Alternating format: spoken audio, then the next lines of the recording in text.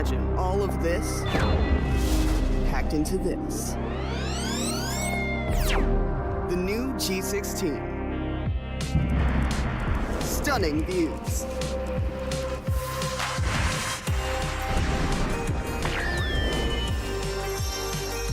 Advanced gaming performance. Top the leaderboard.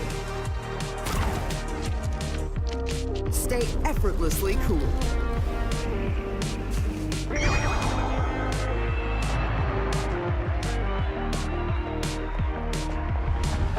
G16 gaming laptop.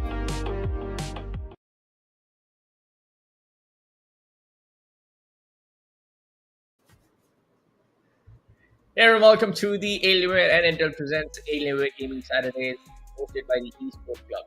Well, it's going to be Bullet on the desk with me, John alongside. It's going to be my old friend, Mr. Baba. Baba, how are you doing today, man? Welcome to the show.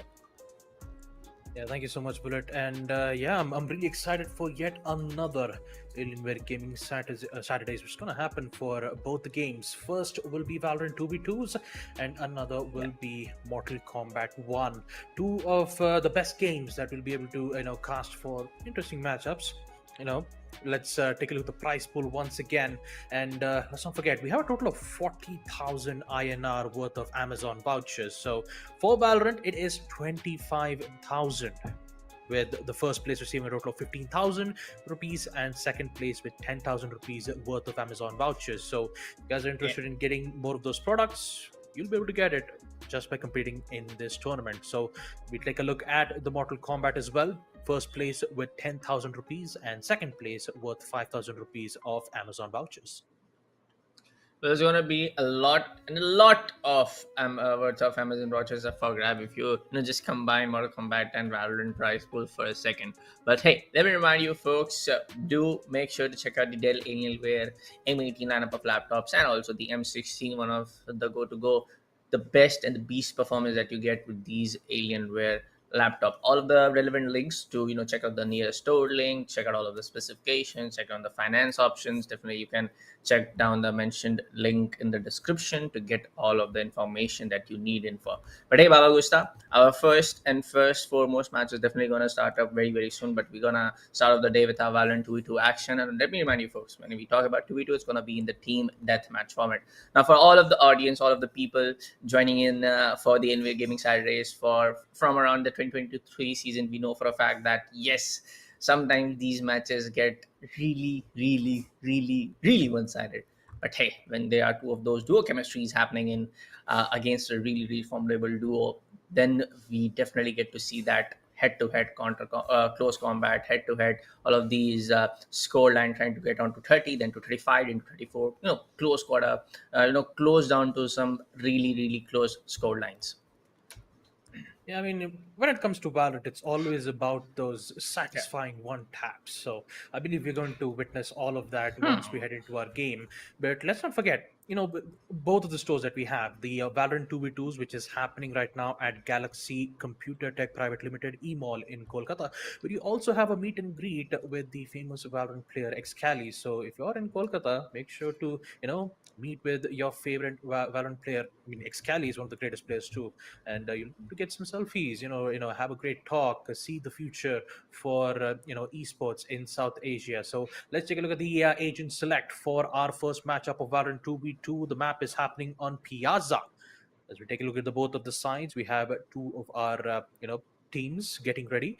We have Charmander and Dark Shadow on the left hand side, and also on the right hand side you have Bamakyap and Frostbite, interestingly enough. So let's see how this match favors for these two teams. Well, I was expecting a duelist to get locked down from both sides, but looks like there's going to be a different way to deal with things. We do see a Sentinel coming in. We do see Clove coming in on towards from the side of Tantra. Interesting team names yet again. Interesting IGN names yet again. But every now and then I see the same Piazza map, and it reminds me of having pizza at the dinner, because Piazza, pizza, it's already an afternoon, time for lunch. You get my point, Baba. I mean, it's already lunch, yes. I mean, you'd either have pizza or something else, but When it comes to a 2v2 tournament, I'm pretty sure the players the players are already hungry for their first prize, right? I mean, Amazon gift vouchers, I'm pretty sure you'll be able to get maximum amount of discounts on these important products. Especially, you might get yourself an Alienware M18 or M16. But for now, let's just focus on the game right now as we start things off on a 2v2 deathmatch.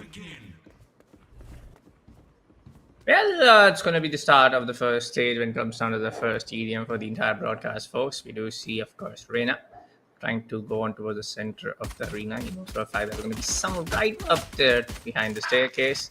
A lot of shots getting missed on from both Reina, but Fauna is going to be Kappa to almost take down the side of Mandar, but for the timing, it's going to be the other Reina to take down both of the players coming in from the side of Tantra.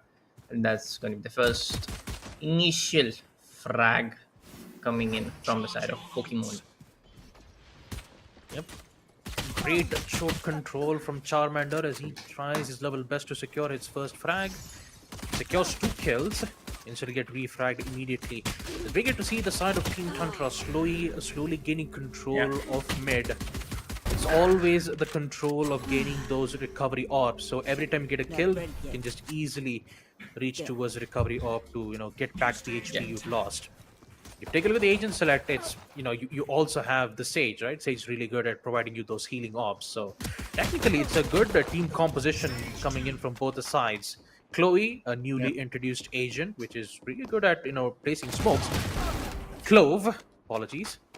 But yeah, let's as we take a look at the scoreboard, it's Tantra leading with 7 kills. Let's see what's going to be the outcome for this particular stage 2. We already saw that's going to be not much for a very huge lead coming in the first stage. But for the time being now, if you ask me now, when you talk about the crosshair placements, when you talk about the movement coming in from these two teams, definitely they look they look like a semi-pro, not amateur. They look like a semi-pro. They know for the fact that how to play their agent abilities and utilities well. They know for the fact that yes, they're not going to smoke those corners. They're going to definitely the players trying to maneuver around from. So some of these free fires are definitely going in on the right place. But for now, yes, the initial lead again comes on from the side of Tantra, and it's going to be Pokemon struggle a little bit to take down those frag points in their place, in their scope. Yeah, flanks will be made from Kappa. Here's one. The Buck is really good in close range. 2 shots. Is in it for the ace. 5 kills back to back. He's still alive. Fortunately, he gets tapped out from the Guardian. Headshots will be made. Frostbite deep within the enemy territory as he tries to secure his first kill. Fortunately, he won't be able to secure the headshot when he's up against the Spectre and the Vandal. 13 kills for Tantra. Currently, they're the ones who are in lead in the 3rd stage.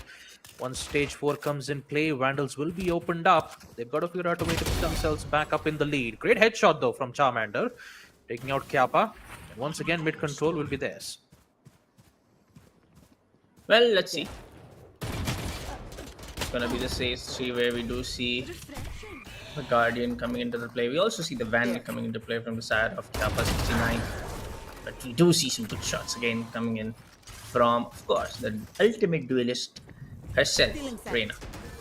But for now, 6 minutes left on the clock. Definitely the lead is getting superior on towards the side of Tantra. They know for a fact that yes, we are on the lead. We just need to maintain it until the stage 4.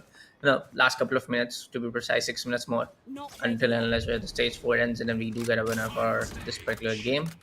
But for now, Guardian are definitely getting swapped down with the Vandal and Phantom. Again, Phantom spray standing straight up. Headshot on towards her Nemesis. And of course, Mandar won't leave the second die for the time being now. But Frostbite comes in from behind, operator in play, gets the 4th kill for himself. That's gonna be Bama. Kappa 69 coming in from the respawn base. Spawn base, apologies. And that's gonna be 5th kill coming in from the side of Frostbite. So yeah, the lead is kind of a massive, but not very unattainable to draw out or get on the similar draw spec. But for now, yes, Baba, we can do see Tantra are just a little bit of that outplay going on towards the side of Pokemon. They're getting outplayed from the side of Tantra here and there. Yeah, you know, most of the matches that we've encountered in 2v2 deathmatch, you always see one of the teams try to, you know, corner themselves in the spawn point. But this time, if you take a look at these two teams, Pokemon and Tantra, the contestants in towards mid is really interesting to look at. They're capitalizing on orbs. They're trying to get those important recovery orbs. They're doing a fantastic job in holding out their ground out. Tantra, once again, 24 kills. Interesting enough, it hasn't reached all the way towards 80 kills just yet. Dark Shadow all the way towards the top side to try to gain the control back. The aggressiveness is like contained in some way. Kappa is trying to, you know, capitalize on it by going in with those trades. The huge 5 kills that you see from the ops is definitely making Pokemon a difficult situation to be in. So 27 kills, it's already the final stage, and we're about to reach the 3-minute mark for this matchup. Well, yeah, the 10-point lead in the frag points are still there, 27 to 17 coming in from the side of Tantra. They don't need any kind of mantra to get that lead up on towards the side of 30 up to 25. They know for the fact that yes, he still, you know, can just go here and there, try to go for that little bit of run gun maybe. But for now, yes, the side of Pokemon are getting outplayed one after another after they're respawning in from the spawn base. I mean, it's always about keeping calm and secure those headshots. I mean, at this point, you have you know, 2 players contesting for high ground and the other pushing towards the choke point in towards mid. So you can see some great teamworks coming in from this 2v2 deathmatch. Missed opportunity of an op shot from Kappa, which gives Charmander the headshot that he requires. Meanwhile, we see Dark Shadow just sneaking all the way from the backside, catches Clove out of nowhere. That's 30 kills in 2 minutes. It's an impressive feat that if you take a look at the scoreboard itself, it's 23 versus 30, which means Pokemon are just playing it very safe. But here comes the Odin. Oh, shutdown from the Shadow. Phantom is really powerful in close range, but you got to secure those headshots. Meanwhile, as you take a look at Kappa, he's still holding on from mid. It's 24 out of 31. Pokemon can actually come back. Frostbite immediately denies it. Both of them are very low on HP, but now they're recovered back. All up to 100. They only have 2 minutes left to bring this back to a 30 kill, but they're still stuck on 25. Tantra are just doing their level best to hold their ground, but Pokemon, they're pushing it deep. Well. For the time being now, yes, we do want to see that attainable comeback coming in from the side of Mandar, and there's a teammate playing in from the team Pokemon. Pokemoni. It's not Pokemon, it's Pokemoni, if you ask me. But anyways, jokes apart, folks. They're still struggling into the final stage where 194 seconds are left on the clock. Anything can happen for the time being. Hey, they get 29 to 36. This can definitely be able to make up a draw at least. We have seen 2 draws in the entire Alienware Gaming Saturdays season of 2024 when it comes down to the Valorant 2v2. But Dark Shadow gets the edge on towards the other side of Frostbite. Again, Operator coming into play from the side of Reina. Shot getting mixed in. And Frostbite will take both of them very easily with that Vandal spray. If you ask me now, Baba, the comeback doesn't seem possible. Yeah, with just 1 minute remains, Charmander might be able to get some kills or two, but he has to survive those trades, in which Kappa has been denying it every single time he's in a gunfight. 40 kills as the lead goes on for Tantra. And Kappa is just making sure that they wouldn't gain that advantage. Leading down to just 30 seconds. This, I'm not gonna lie, this starting of the match itself, this is looking really good. It's not one-sided. They're trying to just challenge the choke points every single time they're in a gunfight. So 34 to 44, a great competition being given from both the sides.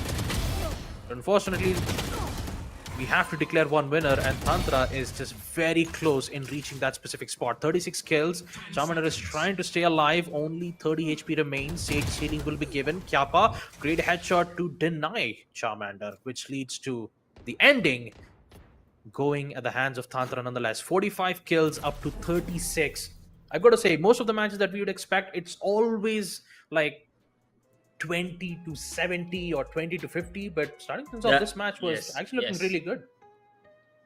Yeah, definitely a good win for the entire start of the represents Alienware Gaming Saturdays. This Valorant 2 action where you do get a prize pool of 25k worth of Amazon vouchers. But yes, there's still a lot of matches left for the side of Tantra to win out the entire thing for themselves on this particular Alienware Gaming Saturdays. But yes, uh, I really agree with the point of you saying that we have seen the difference of 70, other team being at 72, 73, and other team not even able to cross 50-point markup. This was good matchup compared to the previous one that we have seen in Alienware Gaming Saturdays. But yes, there are no second chances, there are no losing loser brackets, there are no double elimination. So the other team named as Pokemon is gonna go home. Yep. In the end, the winner has to be declared, and I'm pretty sure Team Tantra will be happy about this result as they'll proceed into the next phase of the 2v2 team deathmatch. So, with the first match being concluded, I've got to say it's really been a fun time. I mean, there wasn't any like let's just say some stylish plays coming in from both the sides. You know, we Classic. didn't get to see a lot Classic. of.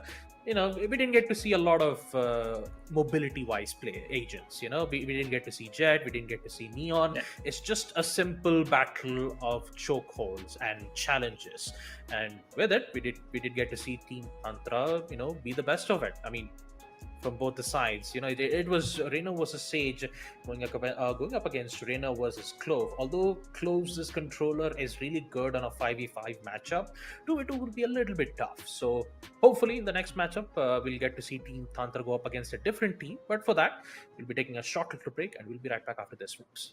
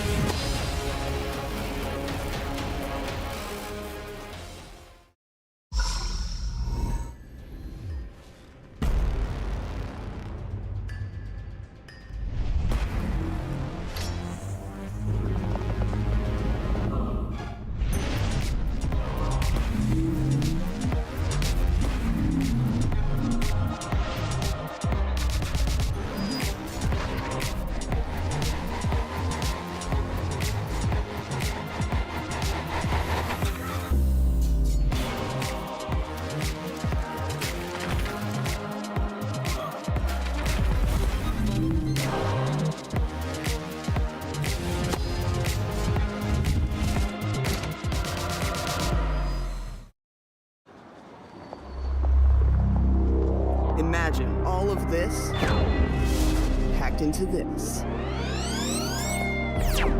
The new G16. Stunning views.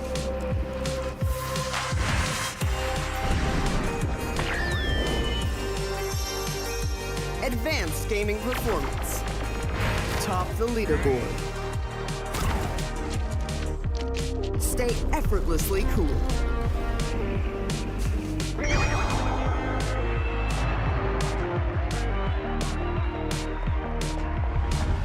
G16 gaming laptop.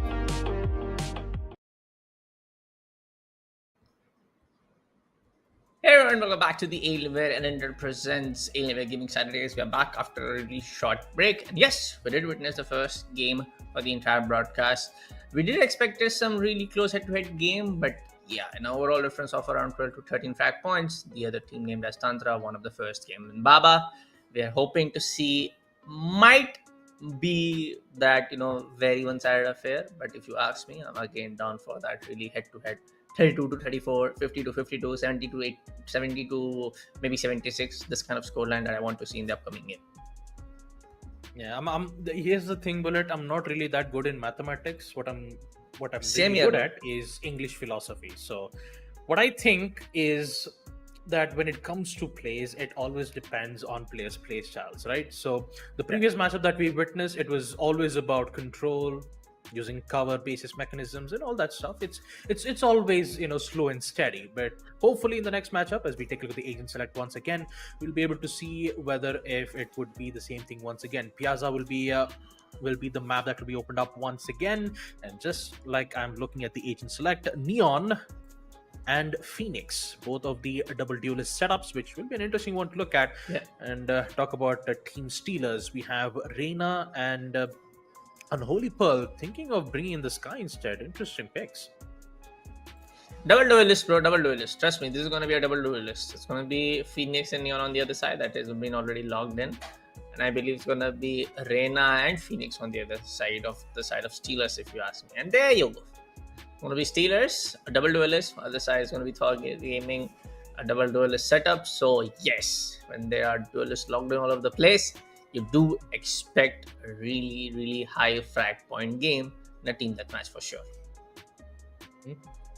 Yep. Double duelist is exactly what you'd expect on a 2v2 deathmatch, but the only difference is would you do the same thing again, like to try to challenge control, or would you just try to be aggressive and try to pressure them over and over again? Let's make sure to see that once we head in towards the game right away. It's Thor Gaming up against Team Steelers. May the best team wins. Let's see. It's going to be Neon YT. Yeah. For a second, I thought she is struggling to get out of the spawn base, but anyways. But for now, of course, why not? First, you're really getting played on from the side of Phoenix, going for a little bit of that healing process as he was damaged by the first shot coming in from the side of the other Phoenix coming in from the side of Steelers. But Aspect has a second kill as well. Might be the third one, and he gets it. 3-0 in the first few seconds. First minute for the entire stage one of this particular TDM mode. But for now, we do see both of the duos playing on some other corners. Clear. Landing the side of Phoenix. Oh my god. Huge wave coming in from both sides, but Aspect will be getting shut down from the hands of Reina. 3 kills for Aspects. He's almost about to get his 4th, but here comes his arch nemesis Unholy. The shotty in hand and just absolutely decimates his opponents. 4-3. Thor Gaming currently in the lead. Well, not anymore, as we see Keyframe being the vital aspect of this matchup, securing it in a 4-4 scoreline, and Unholy Pearl and Keyframe starts to put themselves back up on the lead to a 6-4 scoreline. Steelers, it's in their name, but you gotta worry about Aspect, who's been on point with his shots though. 3 kills back-to-back with the Ghost, and now he's in it to secure maximum amount of kills with the Stingers, which is in fact very effective in close range. Nice. Keyframe is still alive, 4 kills, so it's 6-7 as Steeler are currently the one in the lead. Yeah, I almost thought for a second that he whipped out from that Stinger in play. But for now, it's going to be Sheriff coming in from the side of Neon White. Yeah, going in for a jump shot, which is kind of very near to impossible when it comes down to the game of Valorant. But Neon Whitey gets the first hands-off shot on the side of Unholy Player. Fast lane coming in on the staircase. Leah going in from the side of Keyframe. But for now, the stage 2 looks in very calm and composing from the both sides. Going in for the flash. Pop flash on point. Ah, shotgun. Why not? And this is what we were missing in this particular TDM mode. But he was unable to land the Bucky headshot on towards the head of Aspect, and it's going to be Keyframe. On towards the side of Keyframe, and Keyframe will be able to take down the guy named as Aspect. A lot of these action, this close quarter combat is happening on toward the right hand side of the arena, which is going to be the staircase on this particular area. Corner, to be precise. For now, both of the duos and both of the teams, if you ask me, are handling out each other pretty easily, one after another. But the scoreline tells a different story. It's going to be 12 kills coming in from the side of Steelers. Thor Gaming struggling a little bit to get on towards the draw distance. Currently, Keyframe is on point with his shot. The Spectre securing 5 kills back to back. He gets shut down from Aspect. 11 to 14. As we see Unholy Pearl picking up the Outlaw. There's a higher chances of securing a one-shot body shot. Having only light armors in hand. Aspect tries to, use the power of hot hands to try to regen himself, but apparently he won't succeed. It's kind of interesting to see that Steelers are playing it accordingly with trades and trying to stack up, knowing that if they try to engage in a 1v2 gunfight, there's highly likely a chance that the one with higher man count would win it. Keyframe, on the other hand, failing to secure the kill with the Spectres, will still survive, but not at the hands of Aspect. He has the upgrade of the Vandal in its final stage, but he still requires 2 more kills to get himself back up on his feet. He might get it though. He will be. We'll be able to get on it. Adios. And we do see the Odin coming in play. Really like that skin style. Gets the audio queue on towards the right hand side. Aspect gets his 5th streak. 5 kill back to back coming in from Aspect. Thor Gaming slowly and steadily trying to climb back onto the draw score line of 18 to 18 for now. And yes, make that to 17. 2 more tail points. Might be the one, but no, Unholy Player this time. Soft. Dead on the side of Aspect. Hot hands. Getting a little bit time wrong. His teammate was coming just right behind him. Aspect gets the first headshot. Gets another headshot on towards the side of the first shot. Keyframe goes down. 18 to 20. We might go up till the scoreline of. I feel at this match the benchmark will be around 35, but only time can tell. They only have a total of 4 minutes left. To answer that question. Shots will be made from Unholy. 22 HP remains, so he's got to be careful. Just needs to wait for his hot hands, or maybe try to contest towards mid to recover, to take a recovery orb instead.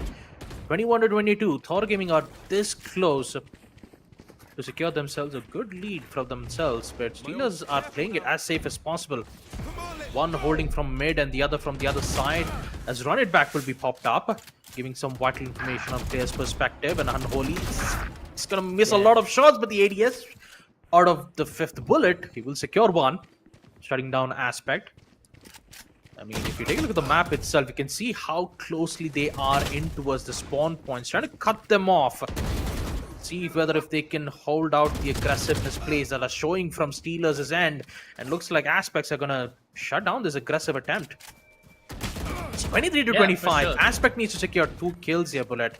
And I think it's going to be difficult because Steelers are 2 steps ahead. 25 to 23, 3 minutes and 40 seconds left in this final stage.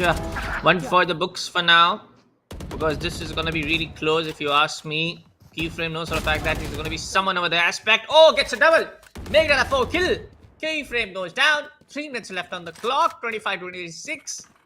And finally, we are able to see the head-to-head game happening in here at Alienware Gaming Saturdays, presented by Intel and Alienware, hosted by the Esports Club. And it's gonna be really vital play for both sides to get the first 2 frags and get that overcoming lead. Make it 27-27. Oh, Thor Gaming with that lead. If they're able to maintain it, maybe I jinx it, never mind. 28-28. They might be able to, turn the tables around for the most of the time in this entire TDM. We saw Steelers having that particular lead in their favor. But let's see. They both flashed themselves. Yeah. Yeah, you gotta be careful of the blinds that Phoenix has. It's very tough to try to blind it, so you gotta make sure that you have that right line of sight. Meanwhile, taking a look at Aspects, he's on point with the Vandal shots, and he continues to be a menace for the Steelers. Might be able to get another one in which Aspect is just popping off with the Vandals. Like every single time he goes in for the peak, he secures that headshot, but...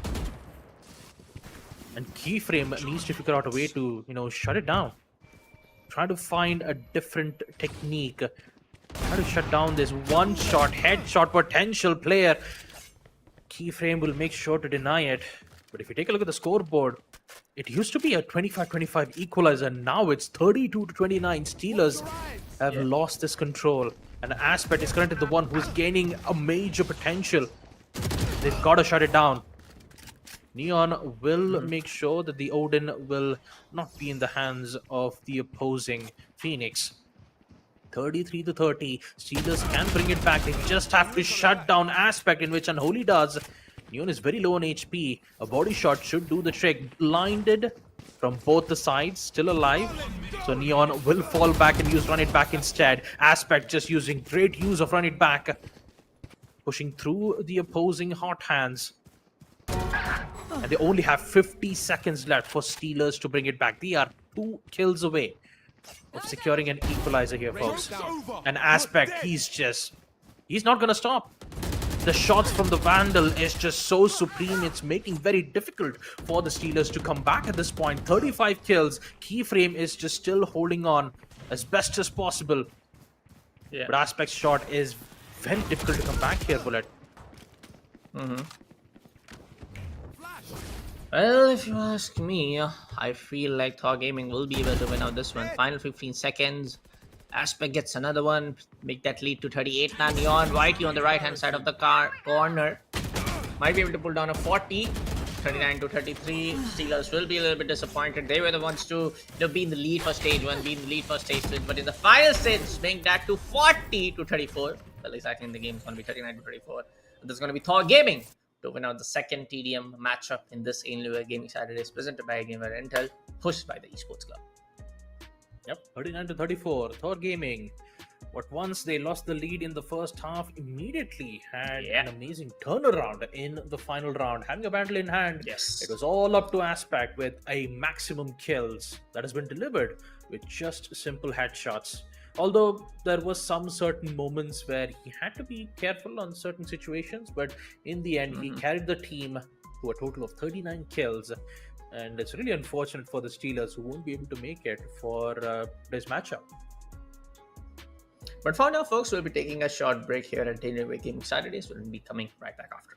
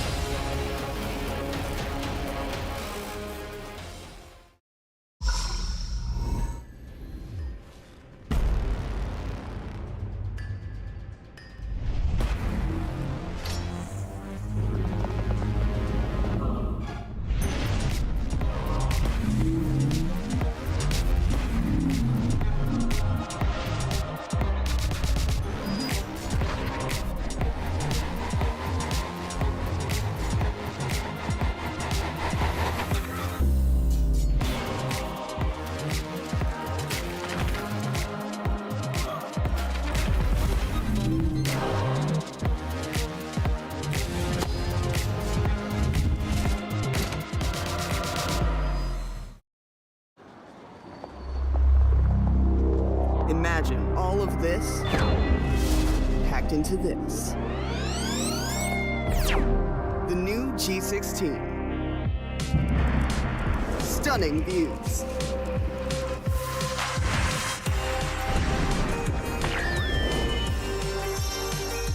Advanced gaming performance.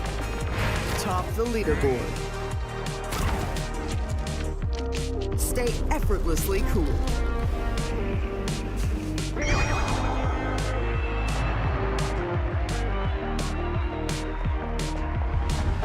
G16 gaming laptop.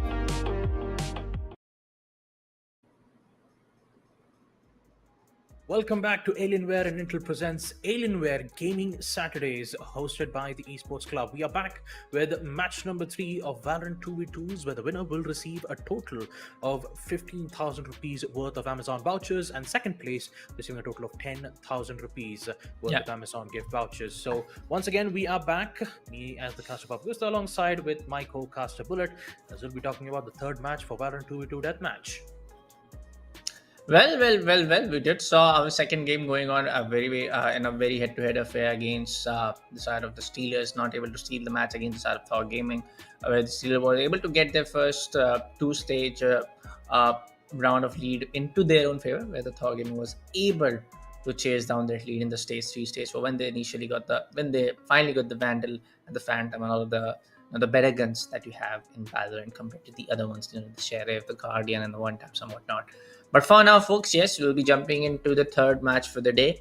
Let me remind you, folks, the format is not in a loser bracket.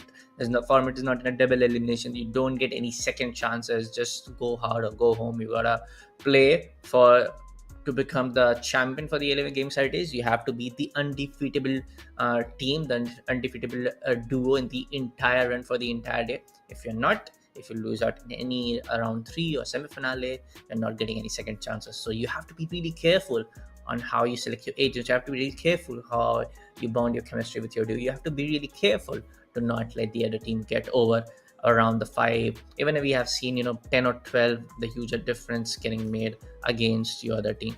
Now it's gonna be interesting names. Nitrox playing against the side of Halwa Esports. When I say Halwa, it's not going to be Gajar Ka Halwa, not going to be the other Halwa. It's going to be Halwa Esports. Yep.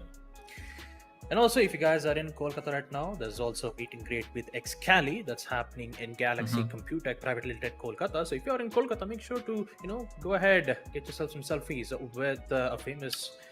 make sure to get yourself a free selfie with our famous professional player Excali, which is happening right now in Kolkata. And also there's a 2v2 deathmatch going on. So make sure to check out that. But for now, let's just focus on match number 3 of Valorant 2v2 Deathmatch up against Team Halwa Esports versus Nitrox. Well, let's see. Let's see what's going to be the play. If I do remember, if I'm not wrong, the name Waka plays do seem to ring a bell in my ear.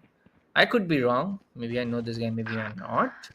But hey, the opening kill comes against the side of Nitrox YT, and both players are named as Nitrox YT. So the other Phoenix also gets the first kill on towards the side of the Halwa guy. And Nitrox are able to get on that first initial 3-kill lead. Make it to 4, maybe not. Yeah, there you go. Yeah, well, looks like Team Nitrox have already used their Nitrous a bit too early, securing 4 kills back to back, and they're not stopping at all. With the Reina securing an important pick, one at a time, and Krim needs to figure out a way to get all of those kills back. 3-5, Nitrox still in the lead, especially in the pistol rounds. They're looking really good. And Nitrox is apparently that Nitrous have run out of gas. Halwa Esports trying to get good use of this advantage. Nitrox do tend to stop their momentum. 4-7. As Sheriff's plays will be in play. The Sting is not being able to work out well. And Krim has got to be careful on these certain situations.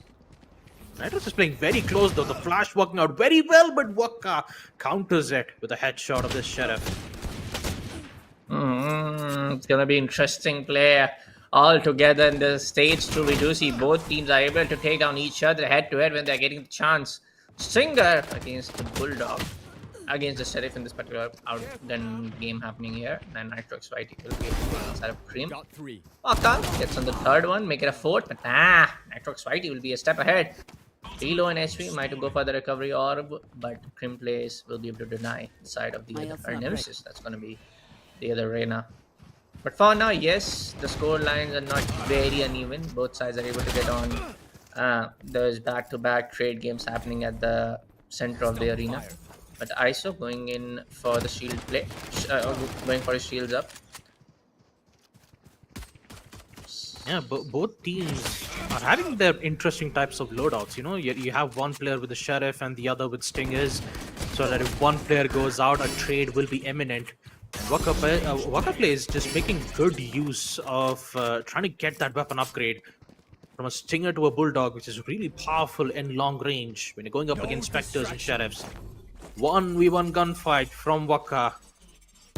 Very difficult situation to be in though, but if Nitrox wins this, it could look good. But it will be Waka who ends up winning it, and here comes Nitrox with the revenge kill. 4 kills from Krim as he is trying to put themselves back up in a really good lead, and eventually he will do so. 18 kills, weapon upgrade from the Phoenix, hoping to give Nitrox the advantage that they require, and maybe this Vandal could be a make it or break it moment. Secures one, the second from the Guardian will not work out, but Nitro immediately gets the trade up. 15 to 19, Halwa Esports are currently the ones in the lead, but having that Vandal in hand is very difficult, and it's really a good sigh of relief from Waka Plays, as they will ensure that the Vandal will not be in play in stage 3. For now, this can go anywhere yet again. When we do see 21 to 17, 5 minutes and 54 seconds left on the clock for this side. Few seconds left on the clock for the side of stage 2. Stage 3, apologies, folks. Oh, it's gonna be an ultimate play coming in from Nitrox Whitey and get ultimately denied from the side of Waka. But for now, it's good to see Halwa Esports making a formidable comeback in the final stage. They're able to get on 223, make it to 18 coming in from side Nitrox. Vandal play coming on all over the place. Waka needs to go in for a respawn, or maybe just go in for the weapon swap to be on the Vandal, or if he or she wants to play with the Phantom. Audio key coming in from your right, not able to read it at that time, and he gets denied ultimately from both sides. And it's gonna be 27 to 19. Good lead coming in from the side of Halwa Esports. Yeah, Vandals are opened up. You could get an op upgrade. You gotta be careful on close range combat. So Nitro might be able to get up a pick or two, but it will be Waka who secures the kill. 28 kills. Rather, the third round itself really did give Halwa Esports the advantage that they require. Both flash at the same time, and it will be Crims who secures a shot. I believe that was a hip fire coming in from Halwa. And Nitro, on the other hand, hoping to find a kill all the way from the door's side. But it will be Crims who secures 5 kills with the op shots. Very powerful at having that high ground advantage. So he's got to be very careful. Judge in hand, both Waka and Krim are looking really good from their end. But Nitro, they're having a lot of problems from their end though. They have the op. They're failing to secure those important shots. Crims, on the other hand, going very risky with the Judge. It's very effective if you're in 5 meters range, but at a long range like this, it's very risky. Gotta make sure that you don't remove out, and Crims just catches Nitro off the act. 33 kills as Halwa Esports are gaining momentum in the final stage. No distraction.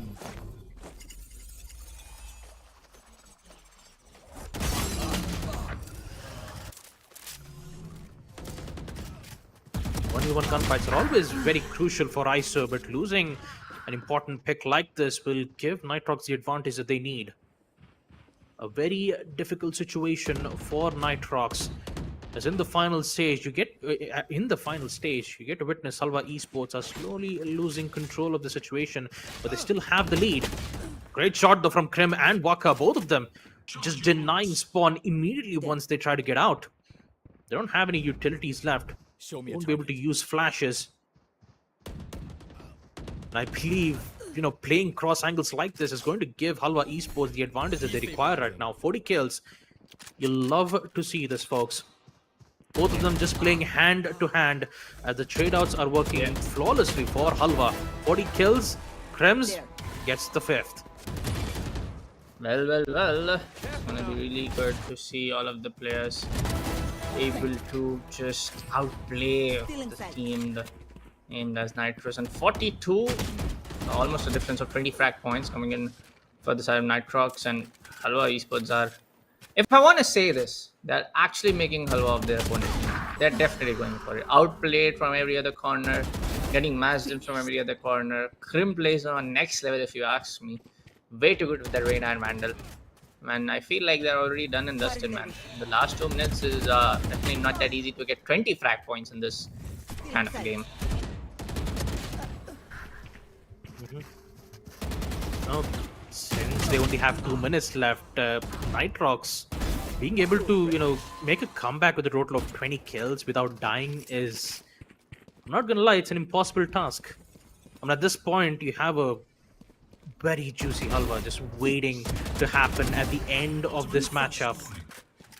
And for Nitrox, it's very, it's unfortunate that they won't be able to secure a lot of important kills from their end. Thanks to Krim and Waka, who's been playing an absolutely great job at establishing those crossfire angles. You have the player going in towards the top side, and then you have another player playing from the bottom. So if one gets a kill and gets traded out, another trade will come in from their end. So you could see how good of a teamwork we get to see from Halwa's end. Not gonna lie, Nitro is also doing a great job as well, but the amount of contention that we're seeing from Halwa is very difficult for Nitro to even make a comeback out of it. 32 kills, 33 as Nitro, both the Nitros of Phoenix and Reina are trying to get good advantage out of it. Only a minute left, Halwa esports already reaching their half century, 50 kills, and Nitro with 34. It's getting somewhere around, if you ask me. Waka plays, get denied from the hands of Nitrox, and there you go, man. Halwa esports is on some next level of gameplay coming in from their sides. 51 to 37, and this is when we were talking about. There will be a game where we will see the other team just getting outplayed. The one-sided affair of play that we were talking about, and there you have it.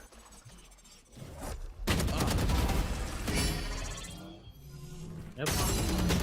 But the momentum slowly covering Halwa esports is secure. Slowly covering Halwa esports' chances of securing this win. I believe with the timer ticking down to 0, we will see Halwa esports securing match number 3 of Alienware Gaming Saturdays 2v2 deathmatch. 54 to 40. Yeah, I'm going to say Halwa esports, despite having a huge shaky start in the pistol rounds, they immediately brought it back up in the final stage itself, where it always goes down to how well you can play with positionings and crossfire angles, and eventually it was Halwa who did an exceptional job of it.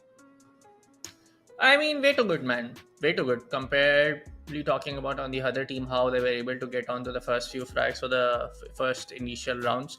Comparatively, when you saw on the stage 3 and stage 4, even at the beginning of stage 2, the team named as Halwa esports just outplayed the other team in every other aspect of the game. Every other corner they were getting matched in from here and there. So yeah, very good gameplay coming in from Halwa esports. I would love to see this particular team battling it in the finale of today's Alienware Gaming Saturday, presented by Alienware and Intel.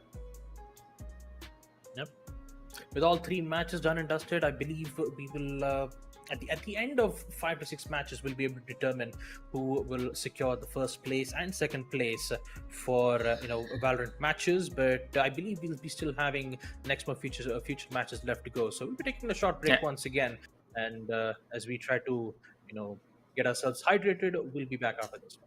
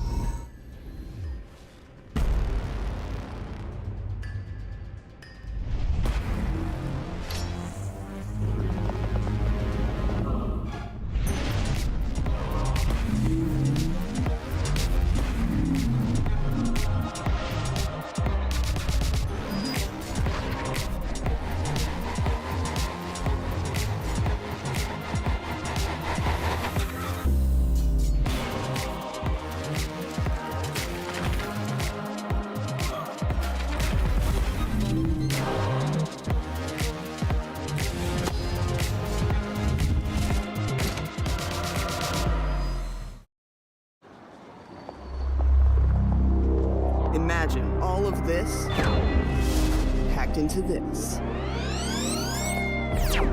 The new G16. Stunning views.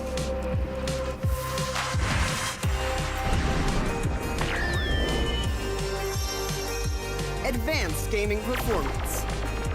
Top the leaderboard. Stay effortlessly cool.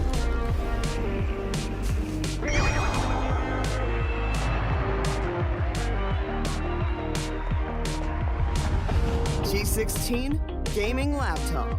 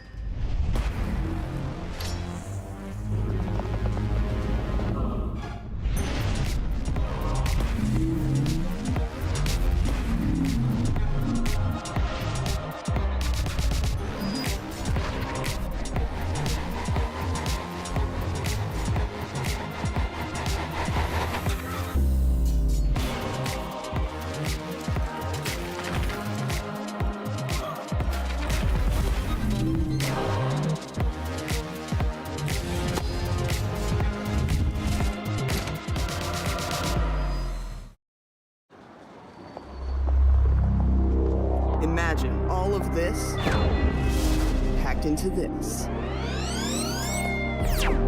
The new G16. Stunning views.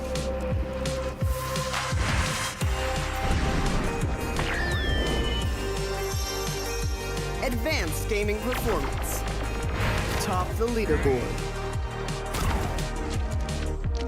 Stay effortlessly cool.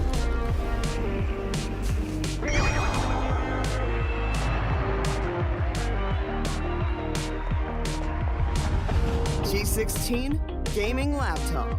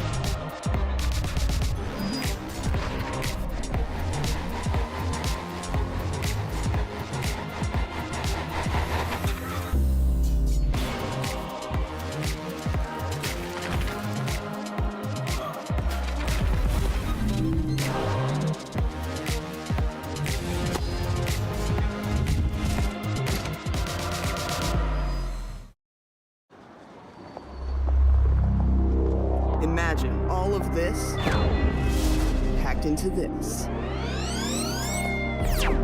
The new G16. Stunning views.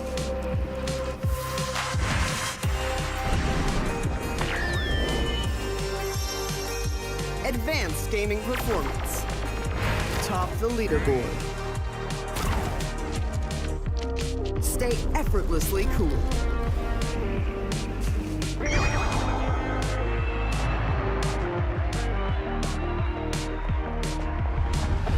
G16 gaming laptop.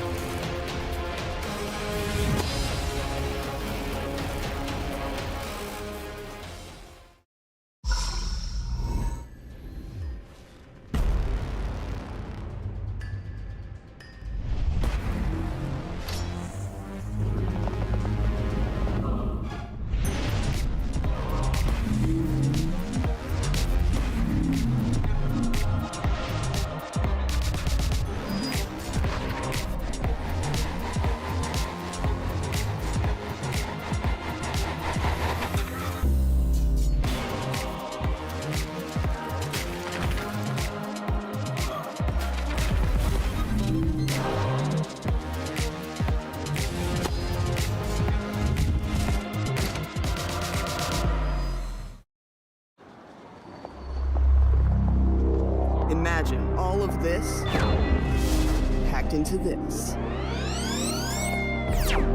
The new G16. Stunning views.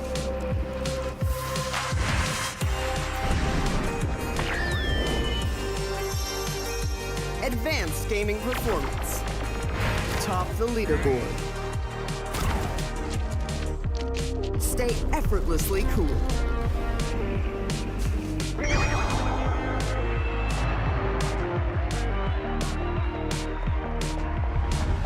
G16 gaming laptop.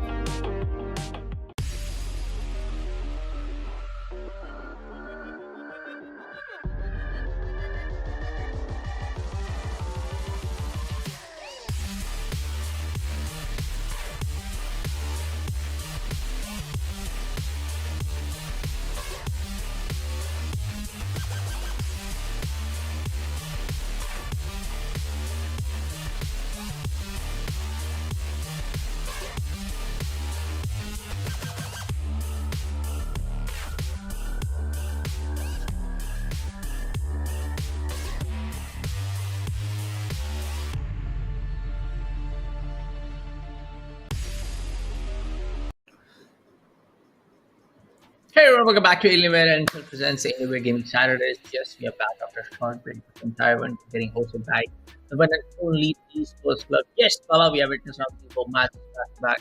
Again, the last matchup, very one side affair coming in on towards the Halwa esports. But for now, like I said, I really want to see that really, the team which kind of like outplayed in every terms the opponent team. So I want to see them playing in the grand finale of this week's Alienware Gaming Saturdays. Yeah. I mean, out of all the matches that we've seen right now, hopefully the next match will also be the interesting one. The only thing that I'm worried about the most is that I want to see a different map. You know, we've seen Piazza 3 times, right? We've seen the same map 3 times back in a back to back in a 2v2 deathmatch, and I just got a confirmation from our broadcasters and saying that it could be Piazza once again in match number 5. So without any further ado, let's just check on in towards the agent select of our deathmatch 2v2 of Alienware Gaming Saturdays. Also, make sure to check out their products, Alienware M18 and M16. Links in the description down below. Make sure to check it out. And also, if you're in Kolkata right now, make sure to check on Galaxy Computer Private Limited in E-Mall, where we have a meet and greet with our famous professional player of South India, Excali. So make sure to check him. Make sure to get yourself your selfies. And we'll get actually South Asia. I apologize for that. South Asia, not South India, South Asia. So yeah, let's take a look at our agent select. Sometimes I do get these tongue twisters where it's very difficult for me to talk about. But yeah. Talk about the teams. It's Bajang versus Hell Dwellers. Interesting team names. And an interesting agent pick coming in from both the sides. Well, interesting agent picks. Not likely, if you ask me. Another double duelist getting logged in. That's gonna be Poison. Picking up the Jet. God going in for the ultimate duelist named as Reina. On the other hand, then you have Lee going in for Raze, and then you have his Half-10 going in for Reina, and that's logged in again. So yeah, like I said, another duelist getting logged in, and again we might see that really good head-to-head combat happening with these duelists. These ultimate play happening in all of those Lear, all of those Raze ultimates, boom bots. But for now, that we haven't seen is for the last couple of matches, that not very much one-sided affair. All of the matches we did see in match number 3, if precise, or match number 4 it was. Apologies. But in the match number 1, match number 2, the huge lead was not that. The entire lead was not that very huge that the other team was able to surpass 70, 50, and then other team is not able to get down to 20. But for now, folks, let's get into the game. Bajang facing at the side of Hell Dwellers, not Divers, folks. That's going to be Dwellers. Right, let's see how match number 5 for Alienware Gaming Saturdays 2v2 has in store for us. First blood has already been drawn from Bajang Dal. As HP secures his first frag. Second will also be gained. Third, looking very good from Reina's end. The ghost is really powerful if you have that perfect aim. HP still alive? Well, not for long. The Cell Dwellers come back with 2 kills of their own. Let's see. It's stage 1. Can't say really much. All we can say is, both teams are playing in really well to get first few initial frags. Not let the other team get down to that initial huge lead coming in stage 1. There you go. Jet going in for Half-10. The Sheriff. Oh, star one. Lead goes down. Good play coming in with the Sheriff. It's gonna be God. He will take down his nemesis, Reina. And as you heard the narrator in game, the stage 1 is about to get over. Stage 2. And Hell Dwellers are currently looking to gain their momentum by being very close to their spawn points. This will actually force Bajang Dal in a very difficult situation, but looking at Lee's positioning here, knowing that both of them are in a very precarious location, they chose to be in a different spot, uses the satchel charge to get a high ground, but instead he gets picked off from God's Sheriff. And Hell Dwellers, they're looking very confident right now with 9 kills in their pockets, with a quad kill being given from the Reina. God is just looking very good in his form though. The shots from the Sheriff looking very powerful, not for long, but here comes his savior Jet to secure another headshot from their end. Lee posted from the Jet as 11 kills are in the hands of Hell Dwellers. Well, let's see. It's gonna be 11 to 3. Bajang is not able I gotta wait. to be on the same floor of getting those kills in their own favor. Now it's gonna be a good initial lead coming in the stage to 12 to 14. 12 to 5 make it. Lee was able to take down the side of God. Picks up the Sheriff. Now, of course, the stage getting an option to go in for Guardian. After in the stage for the late time period of stage, you can also go in for the Phantom and the other guns. But for now, we might be able to get to see those Guardian one taps. Yeah, but taking a look at Jets' kill streak though, 10 kills. Wow, that's. I'm not gonna lie. It's very rare to look at a Jet not being able to die a single round. I mean, a single time. Securing like more than 10 kills is a very huge feat, especially with Hell Dwellers being on a ridiculous lead. 16 kills. This HVV tries to recover back the amount of losses that they've gained. 9 kills. But for Hell Dwellers, they're looking at a very good spot, especially in stage 3. Once we reach at the 5-minute mark, we will have Vandals from their hand, and Jets' Garden is just looking very, very powerful. A headshot, upgrades to Bulldog. Having that burst fire with the ADS is so very powerful, and Jet is he's in his own form right now. Securing kills back to back, and Poison, I believe. Nice, currently the name. Poison, who is actually on a roll right now, Bullet. Like 20 kills from him. Well. He's not. The other team is not able to, deny him, get down to that unusual angle, and they both know this fact. It's gonna be a good trade-in coming in for both sides. But for now, I feel that Jet. For the guy playing it as Jet, Poison named the guy named as Poison in the IGN gets denied in and the streak goes down. But still, another streak comes in. 4 kills back by for this particular guy, and the final stage gets started. 25 to 13. We are going in the same storyline what we went in for the previous matchup, and matching the 3 folks. When the other team is able to gain down to 10 or 11 5-point lead in their own favor, and then the opposite team start to struggle a lot to get their own play, their own gun game right on the corner, right in their favor. Yeah, being able to secure 5 kills in a single round is really a rare thing to look at. Lee, on the other hand, securing a backstab while immediately getting traded from Poison nonetheless. He's looking very confident with his shot, especially with the Phantom.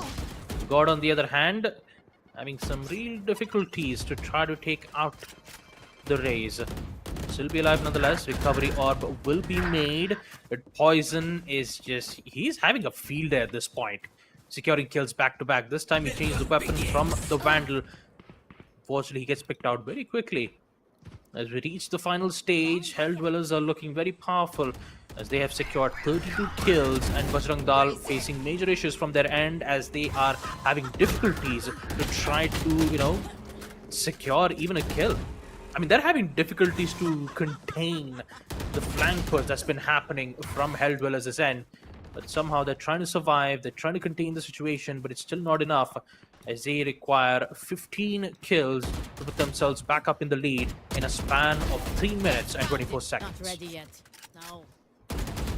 The character does say not ready yet, but they're more than ready. 36 for Hell Dwellers, 21 for Bajrang Dal.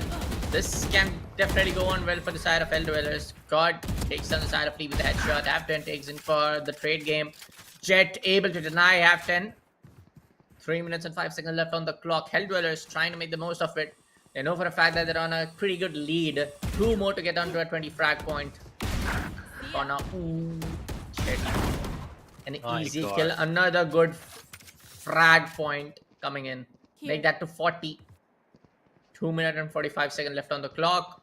It's not looking very good for the side of Bajang.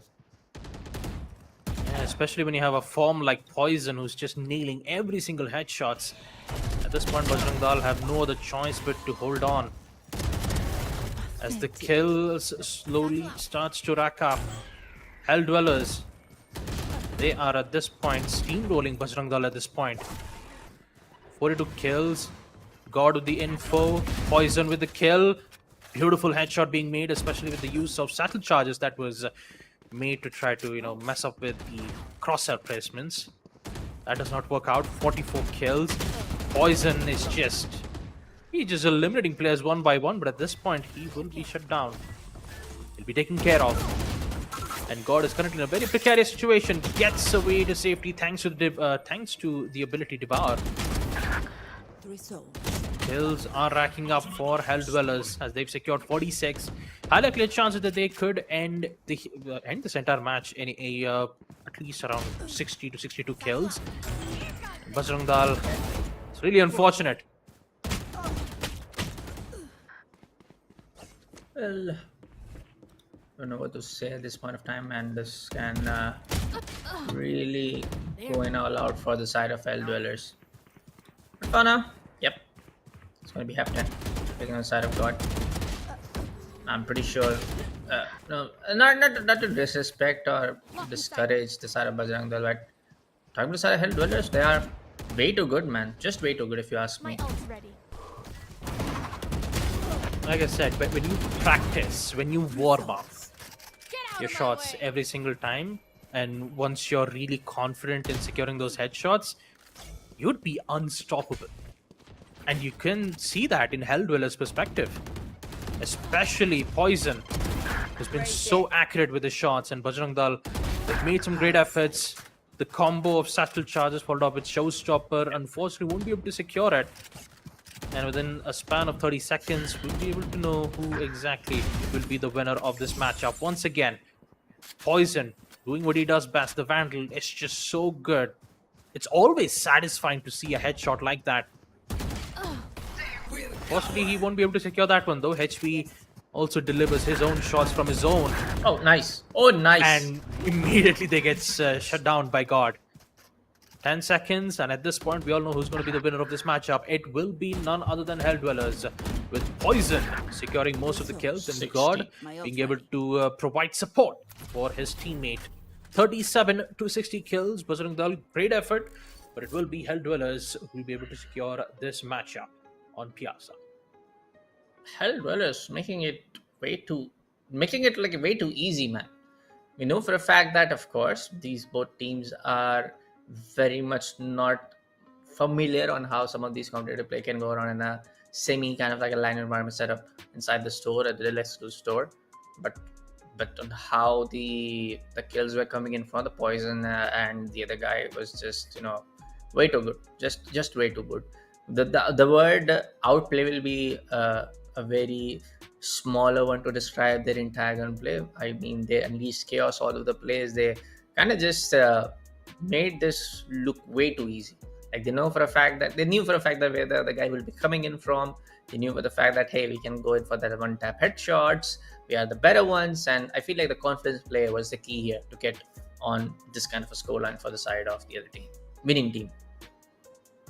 Yeah, Hell Dwellers, in the end, it's always about practice and consistency. I mean, if you take a look at their entire POV itself, it clearly shows how much time that they have, contributed into practicing and being consistent on those, shots. They know exactly at what time they peak. They know at what time they'd use their abilities, and being able to practice in a daily basis makes you a really good player. So if you love Valorant, if you want to keep practicing, just by taking an example of Hell Dwellers is a good way to show. So for now, once again, great effort from both the sides of the teams. And for Hell Dwellers, they'll be heading in towards the next phase. But for now, folks, once again, we'll be taking a tiny little break. And we will be back with yet another matches of non-stop deathmatch 2v2 action.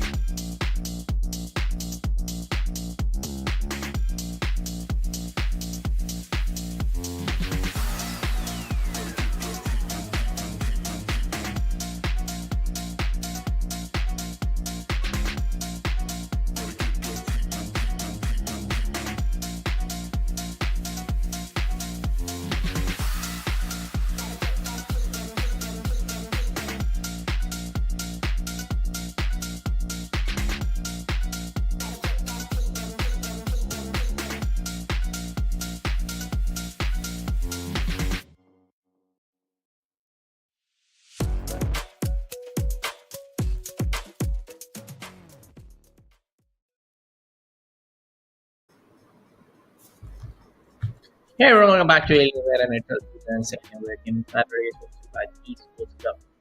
Yes, we have witnessed four or five matches back to back of 2 p.m. action. Just few of them went in really one-sided, and few of them went on head-to-head games. The other team was able to get on towards making a comeback, especially in the match number 3. But our next matchup is going to be the side of Resonance facing up the team named as Water Bottle. Yep. I've got to admit, you have Resonance versus Water Bottle. That's an interesting team name coming up from both the sides, and also an interesting agent come from both the sides. I mean, it's double duelist. I mean, almost all of the 5 matches that we've casted, all of them had Arena on Team Deathmatch, mainly because of how good of a utility that the Reyna has, being able to devour and also have that self regen that gives you an extra health to ensure that you can sustain sustain a shot to the head. So let's see how this matches favors for both sides. I mean, I'm guessing that Team Water Bottle could get it because it's a nice name. Let's see what's gonna be the play coming in from both sides. That's gonna be the first few kills coming in from the side of Manish. He gets the double on against the side of Resonance. But for now, Resonance not able to even get a 1, and Manish will be able to take down 4 of them. Back-to-back 2 kills. Combined effort coming from Kiran as well. Now fracture goes on. Manish on a 5-kill streak already. 5-kill streak.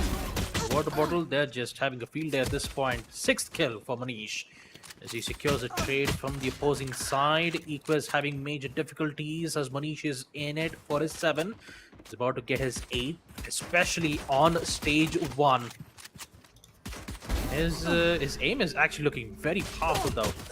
Still alive, still kicking. Manish, my god. 8th, 9th kill for Manish. He's about to get his 10th kill for the side of Team Water Bottle, and looks like that is not gonna happen. A great start though for Manish. 9 kills, especially in the first stage. As we proceed to stage number 2, Stingers and Sheriffs will be opened up as Manish secures yet another kill. That's 10. Good headshot from Equez. And Manish, using the power of the flash, might be able to secure a kill. But unfortunately, it won't be. Huge lead, 5-11, as Resonance still need to figure out a way to bring it back. And let's see what's going to be the play coming in for both sides. Canvas able to take on the side of Manish, not Rack, so takes down the side of Canvas. Equus, good one-tap Sheriff shot. Great, double one. Manish goes down yet again. Scoreline, it's going to be 8-12. Good overall play coming in from both sides, and now Resonance is also able to pick up few kills coming in the stage 2, and they are now able to suppress the side of Water Bottle by good chunk of kills coming into their side. Major difficulties from the Stingers, from Cyan. Please get the kill, falls back to safety. This time Resonance are fighting back. A lot of good kills from the Stingers. 12 kills, now it's equalized to 13. Manish is having major difficulties from the Sheriff, so hopefully in stage number 3 we might see some changes. Guardians will be picked up. Manish gets picked out immediately from Equez. Yeah. As the score's been equalized once again, 15-14, Resonance still in the lead. Yep. Let's see what's going to be the play coming in on towards from both ends. No, it's going to be 17-16, where Resonance are able to make up a good comeback on both sides. Mortana. Now we do see Resonance getting on towards good set of kills, that making them on a lead of 21-16. Who is able to get on 3, a Guardian tap on the headshot. Manish going on the same corner on towards the wall, and Manish is able to get down the jet, and stage 3 is going to end up in a few seconds. You always have to worry about repeats, especially when in cover. Great shot though from Equez.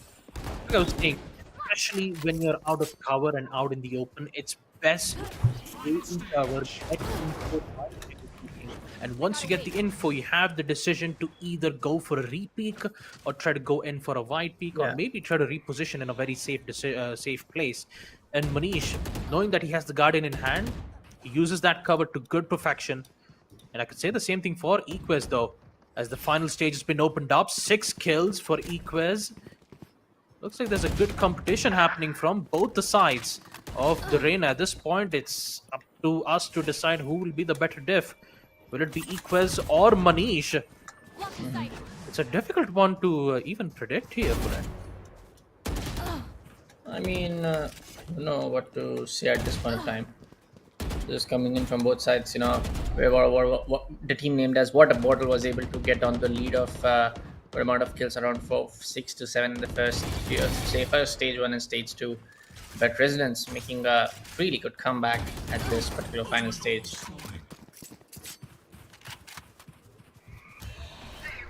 I mean, at this point, it's in the name, right? Hydration is always the key to success. Make sure your mind is refreshed and ensure that you gain the maximum momentum.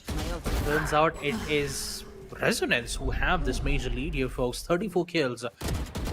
As Manish is still alive, well, not anymore. Equez will ensure that the gunfight will be his. 4 minutes left in the final stage, as Resonance are making sure that they would keep their lead in the final stage. Great headshot from the Phantom, but unfortunately you need 2 shots to secure the kill. 1 headshot and the other a leg or a body shot should suffice. Yeah, man. Let's see what's going to be the overall play coming in from both sides. Slowly and steadily, Water Bottle are able to come onto the same score line, 30 to 39.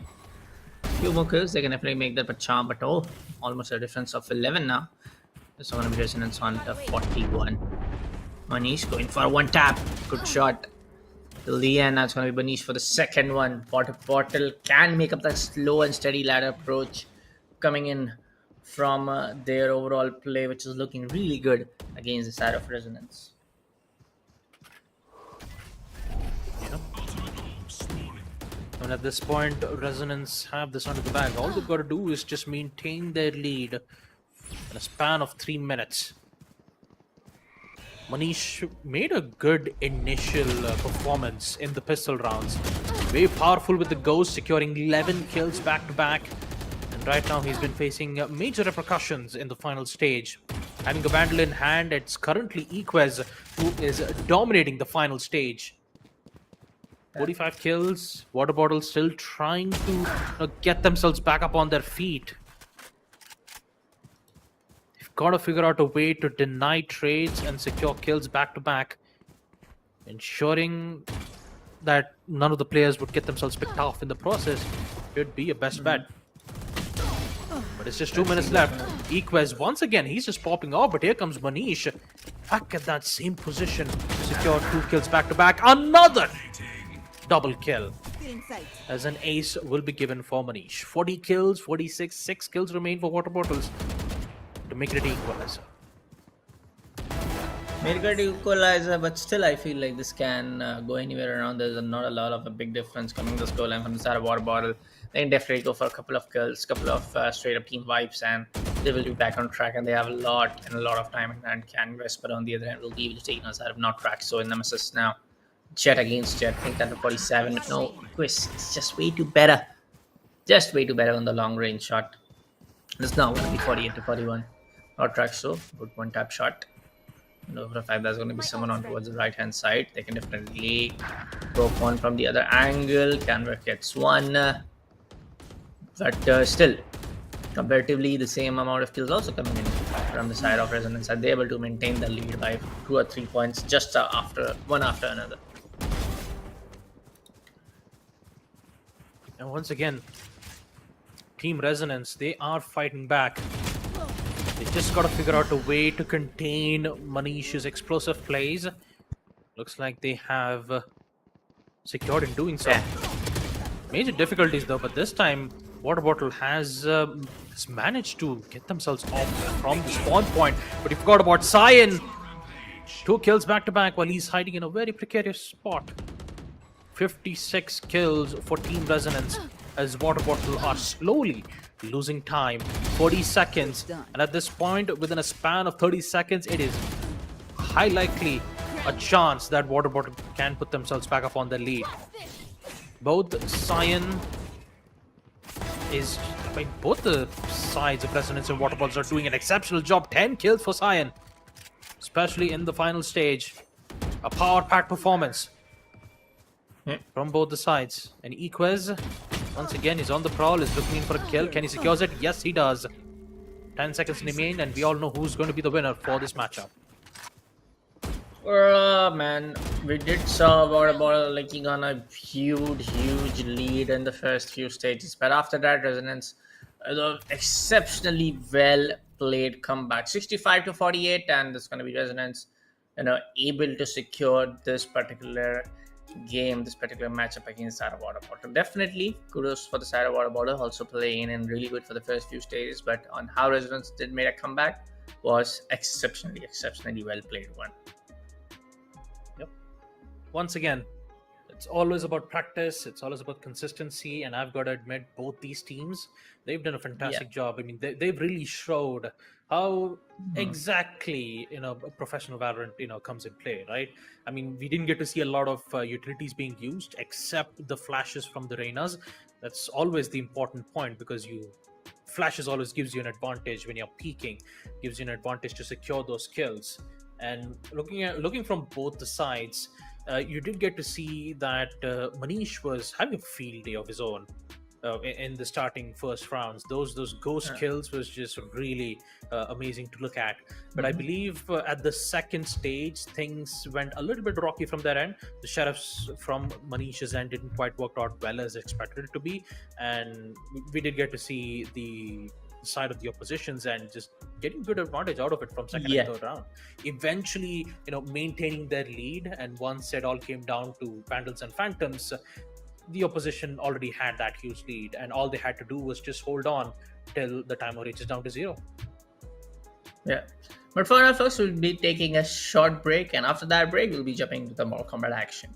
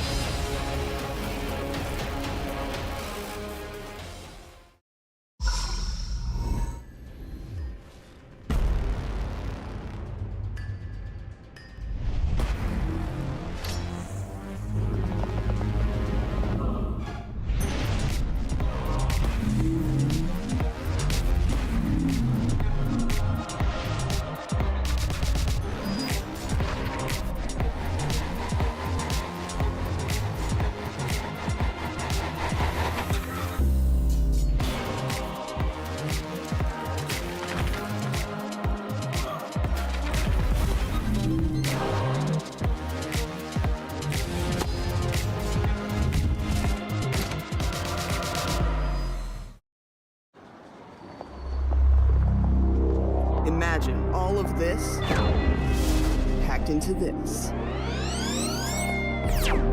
The new G16. Stunning views.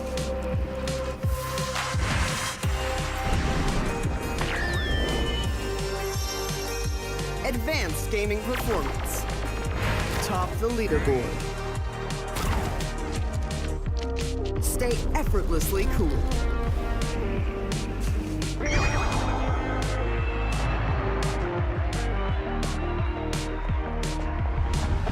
G16 gaming laptop.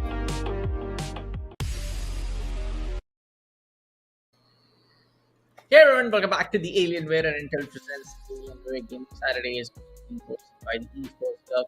Your caster for today, Bulletin Papa Gustav, back on the deck for some more Comeback 1 action coming in from the Bangalore delegation. Yep. We've completed our 2v2 Valorant sessions of Team Deathmatch. Yes. That actually happened in Kolkata. Now we are cast some interesting matches of Mortal Kombat 1. So without any further ado, let's just jump into our game. Once again, it will be singular limbs. And I believe we got some information on two of the players who are going to be competing against. It will be Harish versus Shashi. We take a look at the character select. It's going to be an interesting one. Hanzo must master his anger. We will It's teach gonna him be the Liu way. Kang on our left hand side, and it's gonna be other Frost. Or if I'm not wrong, it's gonna be Scorpion and the other guy coming in on our right hand side. So let's see who's gonna get better of it. Liu Kang, one of the classic characters coming in from the Mortal Kombat universe, and that's gonna be Smoke and Scorpion. Yes, Smoke was introduced in Mortal Kombat 7 or 5, I believe. Yep. And talk about Mortal Kombat, it's always about how well you can combo alongside with your support characters. And turns out the combos from Liu Kang is just looking really well. He's been using a lot of support combos 3 times in a row, securing major damage towards the Smoke. And you can see how well he's punishing most of the attacks here from Smoke's end. Yeah. For the time being now, this can go really fatal. Now, good connect to the chest. Cameo getting on play too. Does have a chance to go for a fatal blow, but now the first round going into the favor of Liu Kang and Frost. Yeah, it's going to be a tough one for a Smoke to recover in the certain situations, because usually Liu Kang is always fighting, he's always trying to find an opening at this point. Yeah. And once he finds it, he follows it with a heavy attack and a support grab, which is going to deal a lot of major damage towards the Smoke. So the only thing that he can do is keep his distance, try to figure out an opening pick, and looks like he's already found one, and he follows it up with the support, but no, finds it with the punish. It's going to be a tough one to try to find that heavy attack. So the best thing about Smoke is that he has that longer reach thanks to his knife, but every time he tries to go in with that attack, Yes. he's not figuring out the proper usage to try to counter grab most of his attacks. Every single attacks that you see from Liu Kang are grabs, so he needs to get out of the grab every time he tries to go in for that input. Yep. Well, let's see what's going to be the outcome of this particular round first. Let me remind you, it's going to be in best of 5. Whoever wins in the first 3 rounds will be going in towards the second stage. But for now, yes, both of the players are trying to figure out which two moves to go in for.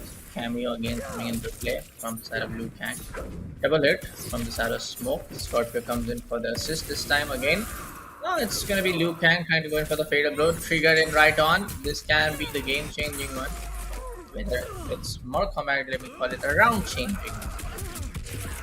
Agility getting straight up. Ah, good one. Indeed.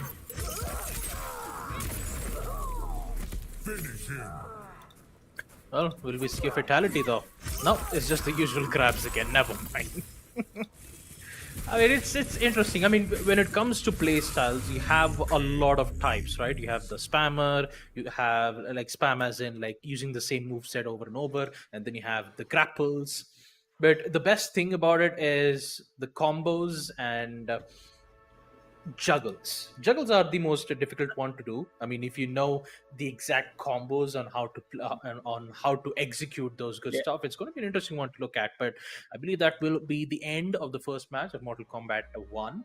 Interesting ones. A good addition. I mean, we did get to see, Smoke being introduced already first in the game of Mortal Kombat. I'm really excited to see a lot of newer characters come into the play. I mean, I'm really excited for other types. I mean, you also have our fan favorites. Scorpion was a Sub-Zero, right? You have the Shira Ryu clan and the second clan, which is really infamous to talk about. I mean, we have tons of Mortal Kombat movies too, right? That gives you Yeah. in-depth lore, but yeah, I got to ask you, Bullet. Are you familiar with the entire lore of Mortal Kombat? Or, Not familiar around the movies, but I'm very much familiar around the video game lore. It keeps changing every now and then. With the 5th and the 6th installment of the game, the Earth goes down. Entire you have the parallel, what do you call the parallel universes, the battle of different kind of Earths in the universe, then coming in to form the Foundal Force. I remember the Mortal Kombat 9 storyline coming onto the same genre. The same storyline of the narration part. Even the Mortal Kombat 10 was pretty much the same indeed. When if you call me, Liu Kang going in for the ultimate glory, some sort of thing. Then in the Mortal Kombat 11, if I'm not wrong, before the Mortal Kombat 1 reboot version was introduced, was released later earlier this year. Again, the same thing. Now this time around, Scorpion takes up the mighty lead to be the god of all of the fighters. So they keep changing it, but I feel like what keeps hooked up the fighting gaming community towards Sarah Mortal Kombat is the fatality. It's the glow, it's the blood all over the place, which gets spilled on your screens when you go in for the fatal blows. But for now, folks, we'll be taking a short break before we discuss more Mortal Kombat action.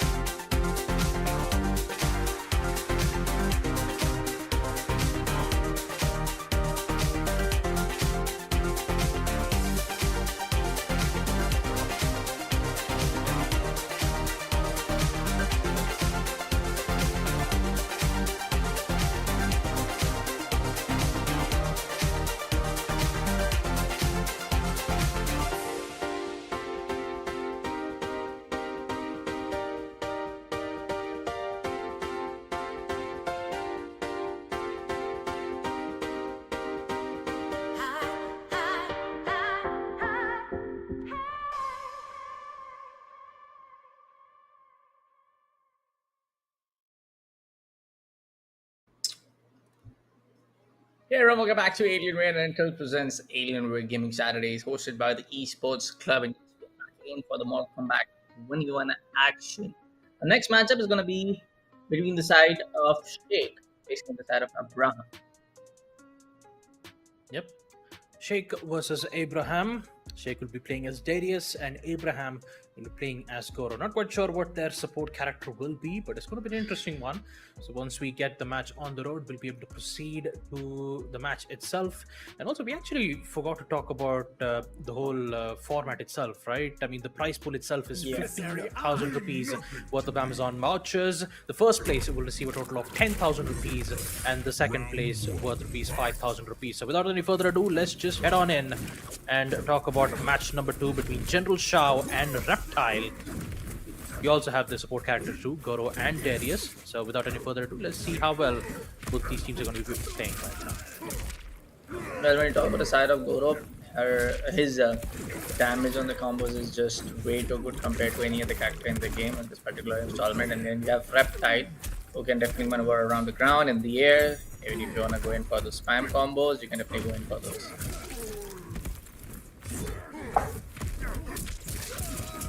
Yeah. Once again, a grab combo being made from General Shao. I think that Reptile has to do is just figure out a way to try to counter it. Blocks will be made. Once again, grab, major damage to Reptile. It's going to be very tough for him to try to come back in a situation like this, but a good counter though. High attack from the leg. Once again, grab attack from General Shao. At this point, the pokes will be even much more tougher for Reptile to even come back in a situation like this. Yeah, totally agree. Last 25 seconds, both of them are able to give them a good damage to each other, but not very much less on where there's somewhere can be upon that counterpart. Same old grab and damage technique being made from the cameo character, and I don't think so. This can be countered from the side of Reptile, at least for now.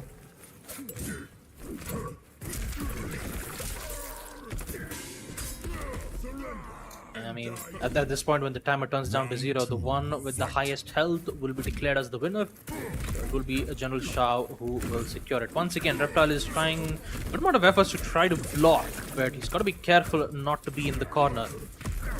Once again, grab attempts from General Shao, and the amount of major damage it's going to be dealing with will be extra painful.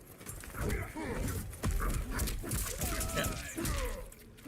I mean, the same repetitive combos are getting used in from the side of General Shao and Goro.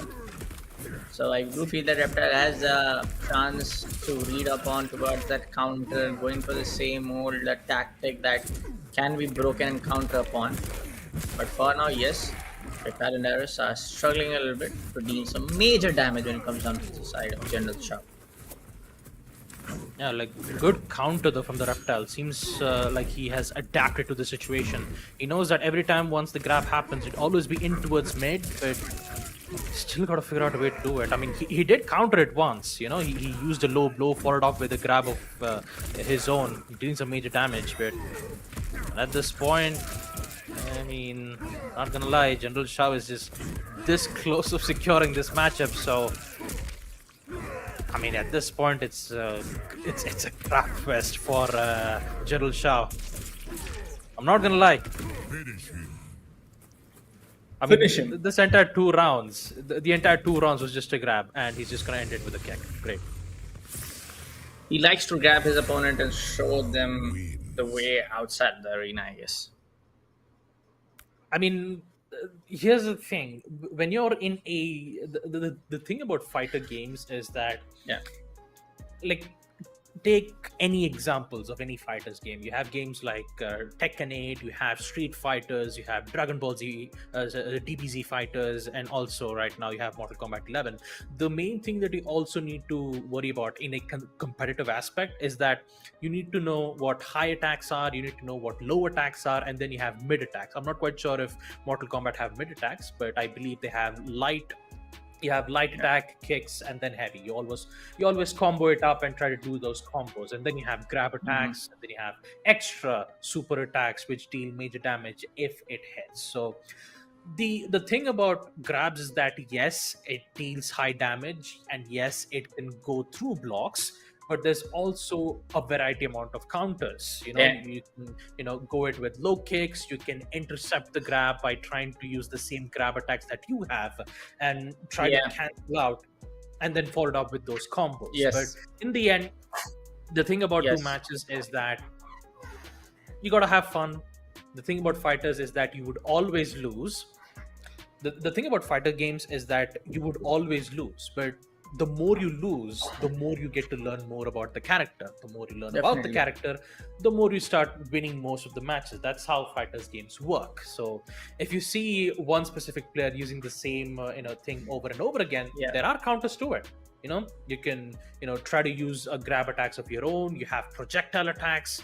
If you are worried about grabs, just stay in a specific position. Maybe try to be as far away as possible. Use projectile attacks and hopefully try to deal damage in that specific manner. But yeah, all in all, we did get to see who the winner will be at that matchup. I believe it will be none other than Abraham, who's going to be winning that matchup. I believe he played Goro and General Shao. General Shao is, let's just say, he's a heavy attack character, which is really good if you combo it with the axe. But yeah, nonetheless, that is our second matchup for Mortal Kombat 11 done and dusted. I believe we talked about the entire prize pool itself. So if I get the information right here, prize pool of 15,000 rupees. The winner of this matchup will receive 10,000 rupees, and second place 5,000 rupees worth of Amazon vouchers. And let's not forget, this event is actually happening in Bengaluru. The Valorant 2v2 event, it happened in Kolkata, which happened in Galaxy Computer Private Limited, E-Mall Kolkata. And now for Mortal Kombat 1, it's happening in Dell exclusive store Indiranagar, Bengaluru. And also you have a meet and greet session with none other than GTX Preet. So if you're in Bengaluru and if you want to meet your famous influencer or player, just make sure to have a sneak peek. Maybe you can have a chance to play Mortal Kombat 1 and maybe get yourself some free prizes of your own. So talk about next matchup. Match number 3, we have Shantanu Shankar versus Kiran. Interesting matchup, Bullet. So let's see what's gonna happen. Keith is gonna pick up the side of Raiden. Let's see his cameo character. That's gonna be Serena. No, that's gonna be the Frost. And towards the side of Shantanu Shankar, that's going to be Kitana and Serena. So interesting lineup of characters getting picked up from these individuals. Let's see what's going to be the arena picked up from these sides. And let the round 1 begin. Kitana and Serena, one of the most really high maneuvering, or what you say, the characters which have a huge mobility advantage compared to other ones. Of course, we can also do a lot of these maneuver around the arena, all of these moves with Raiden and Frost, but Kitana and Serena are based upon that. So yes, the side of Kiran has an opportunity to go for the aerial kicks, has the opportunity to go all of those in-air combos, not let your opponent grab a major hold of your moves. Let's see what's going to be the outcome for this particular game. I mean, if you take a look at Kirtan's play style, he's using projectile attacks. He has some ideas on how to use it, but still got to worry about lows and highs from the Kitana. It's a lot of major damage being dealt around, and I believe we will get to see Shantanu Shankar securing his first kill. Grab attacks once again, doing major damage, 120. And still continues with the low attacks, which definitely puts Raiden in a very difficult positioning, because he has to get up. You didn't have to wait for the animation of the character getting up. It's a little bit tough though.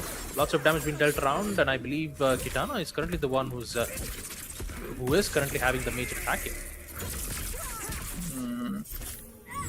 Well, let's see what's going to be the outcome, man. It's still hard to say, if these guys can actually play on that one-on-one factor where the one is able to get that one round, the other one is able to get on that one round, and we do see some of these individuals going in for a really good play.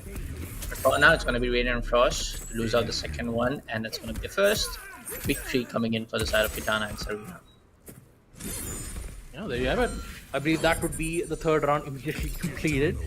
And I believe it will be Shantanu Shankar who's going to win match number 3 of Mortal Kombat 1. So once again, it's always those Quick one. quick things. Yeah, it's always the quick one.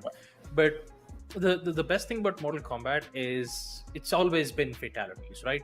Ever since Mortal Kombat 1 was released, I believe in the 90s, Yeah. it was available in arcade games, right? Back then, Yeah, it was yeah. just a simple, a 2D picture. We didn't get to interact a lot on the backgrounds. There were less characters.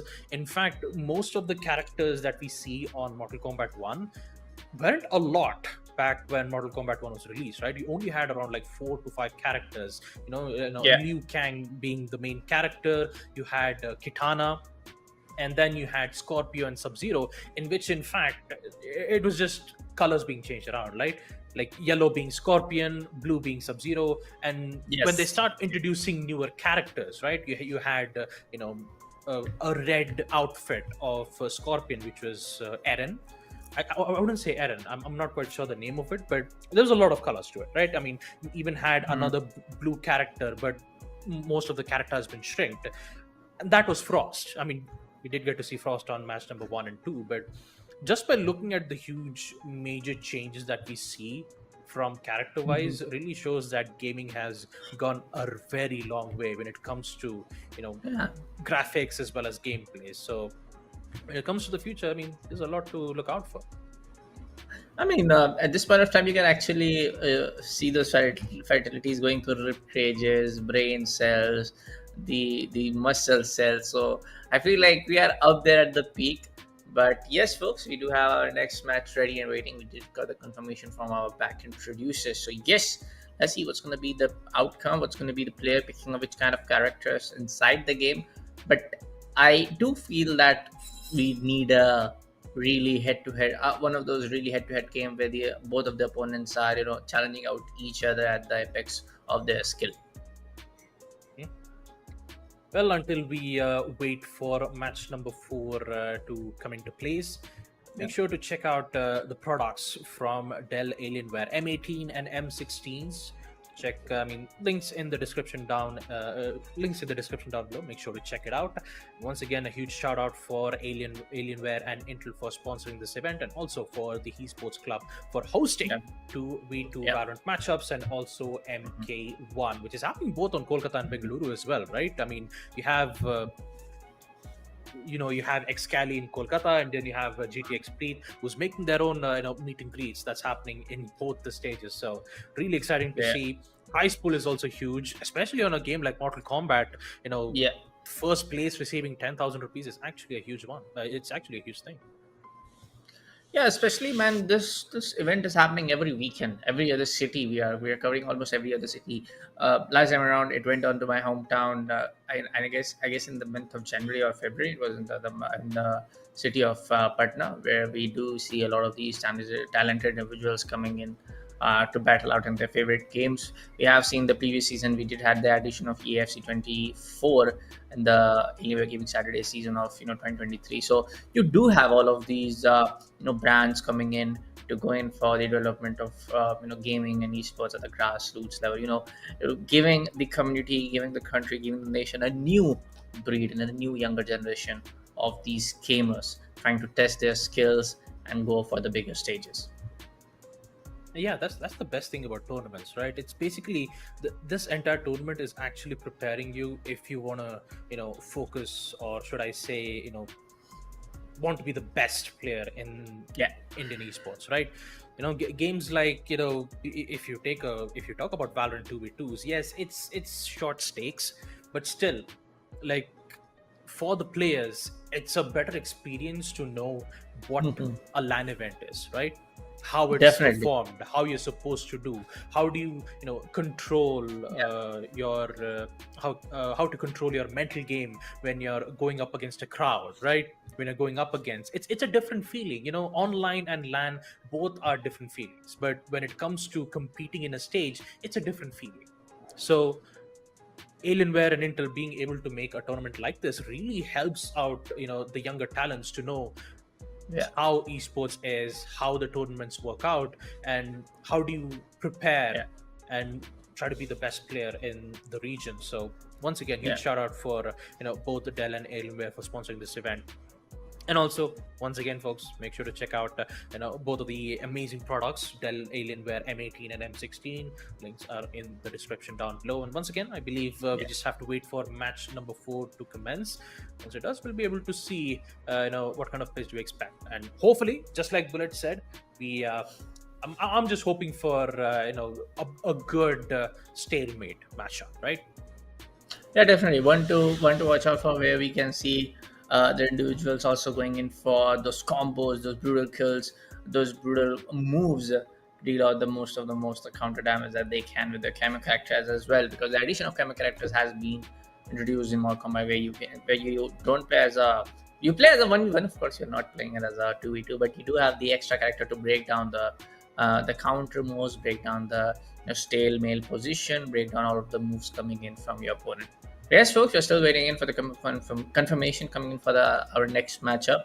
But in the meanwhile, I would like to remind you, please make sure to check out the Dell Alienware M18 and Dell Alienware M16 lineup of laptops. The ones to go for if you're a gamer, if you're a hardcore streamer like me, hardcore multitasker like me, where you have one screen open with your office PPT files, you have one screen open for your gaming, one screen open for your media. You can definitely get those favorite Alienware monitors hooked up to this laptop, and you'll be much happy with the multi-screen, and you'll be such happy that this kind of laptop has that desktop grade CPU and GPU to give that really maxed out performance. So make sure to check out all the relevant links mentioned down in the description below.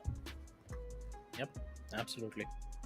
And yeah, I believe I do have to talk about Mortal Kombat a lot though, because every single childhood that I've experienced when it comes to fighters game, my first interaction was with Mortal Kombat. I believe it was MK5. The graphics, yes, it was a little bit downsized, but still the experience is what counts, right? Yeah, and especially if you talk about the fighter scene in India, I'm pretty sure there are some talented players who still loves to compete in higher games, and I believe there are some, but and also it's a really good platform to try to compete and see what kind of players do we get to go up against. So I believe we got the information on the next matchup. I believe it will be team. I'm honored by the offer. Actually, not team. It's Satvik versus Afridi. Who's going? Who will be playing characters? A Scorpion versus Kenshi. So let's begin. Well. Kenshi and Serena on towards our left-hand side, and Scorpio and Serena. A lot of these players are going in for Serena. I believe that's going to be some favorite players going in for the favorite Serena named character. For now, good amount of crouch and spams are getting used from the side of Scorpion. On the other side of Kenshi, he's able to take a lot of damage coming in from the side of Scorpion. Fatal blow is already kicked in. This might be the game-changing one if he's able to deal out more than 300 damage. Rib cage is getting broken all the parts of the screen. But for now, I believe he might be on towards around 350 HP or he's there, 450 HP left out. Kenshi is currently very low on HP, the bullet. I'm not quite sure if Kenshi will be able to secure it. There you go, Scorpion will secures the first round. I'm not gonna lie, when it comes to the battle of pokes, having both the players having Serena clearly shows that they want to try to engage with a lot of pokes. Good uppercut from Kenshi, where Scorpion follows it up with a good combo. Gets blocked out from Serena once again from Kenshi. In a tough situation to deal with. The teleporter being countered. Kenshi exactly knows what he's trying to do. Long range attacks dealing major damage to Scorpion. Turns out he's going to punish him. Grabs will be made. Good combos. Will he capture it? Dealing major damage to 212. This is looking really good. The combo continues. Scorpion, my god, the combo looks amazing. Kenshi has no other choice but to try to hold on. But this major damage will cause Kenshi in a very dangerous situation. Only 50 HP remains, and all Scorpion needs to do is just find a counter, but no, an uppercut will be made from Kenshi. Both of them low on HP, and here comes a grab once again, and a knee to the face. Will you see a fatality from Scorpion, though? Nope, you don't. No. Although I'm not gonna lie, the combo from Scorpion was really good, though. I'll give him that. Yeah. But for now, we'll be coming back to the Castle folks. Another match quickly done and dusted on towards the side of Scorpion. It's going to be Father Freedy to win out the last matchup for the Mortal Kombat in this particular game, in this particular Alienware Gaming Saturday presented by Alienware and Intel. I do believe, folks, yes, we do have a couple of matches left out for this particular game. I do believe, yes, we still have the finale up and waiting for the side of Mortal Kombat. So we have to find out who's going to take home the land share of the prize pool when it comes down to the Amazon versus the vouchers, at the Amazon vouchers being in play. Of course, even if you lose out, even if you come at the runner-up position, you still get 5,000 worth of Amazon vouchers. Yep. Like I said, first and second place, it's a good prize pool, more incentive. Yeah. But I'm not gonna lie. Talking about the previous matchup itself, Afridi, man, I'm not gonna lie, some great gameplay though from him. Yeah. Especially once he utilized on that draw, being able to juggle and follow it with some major combos. That is some really good stuff, though. You know, it's the amount of damage you can deal with those combos exceeds more than 200 to 300 damage, and that is a lot. And Kenshi, he tried his level best to try to counter those combos, but it's really difficult. Once you're in a vulnerable state, you can just dish out so many major damage from their end. Yeah. But yeah, what's done is done. We just have to move on to our next matchup. And I believe once we get the information, we'll be able to, head out and talk about the next characters. And speaking of characters, Bullard, what kind of characters do we expect on MK11 on this matchup here? I feel it's going to be same one. I'm pretty sure Scorpion Serena is going to be the first preference for all of these players coming in for this particular Alienware Gaming Saturdays. On the other hand, if you ask me of the cameo or the second preference, might be Liu Kang, might be Kotal Khan. Kotal Khan is the DLC character for this game. But for now, that's gonna be Irfan facing up the side of Illumalai. Sorry if I took that player pronunciation very wrongly, but yeah, that's gonna be Irfan facing up his opponent named as Illumalai. But for now, it's gonna be Irfan picking up the side of Johnny Cage. Now, Johnny Cage, one of the classic, very, very, I would say, straight on point, very bold dialogues, very funny kind of dialogue, especially in the story mode, let me tell you. But he also in game, when you fight it off in Dex, it's just going to be way too good. I will crush you, Earth Realm. I mean, in the world of Mortal Kombat, he is the Hollywood A-lister after all. Especially with his stylish skills. Interesting picks though. Sector and Reiko, and Johnny Cage followed up with Frost. Low blows to start things off with some minor pokes. A double hit to deal some major damage. Grabs will be made. Reiko will deal major damage to it, 80. And some attempts of high though from Reiko. Won't be able to find some, but this looks like Johnny Cage will try to dodge those attacks followed up with high. Not gonna work out though. Yeah.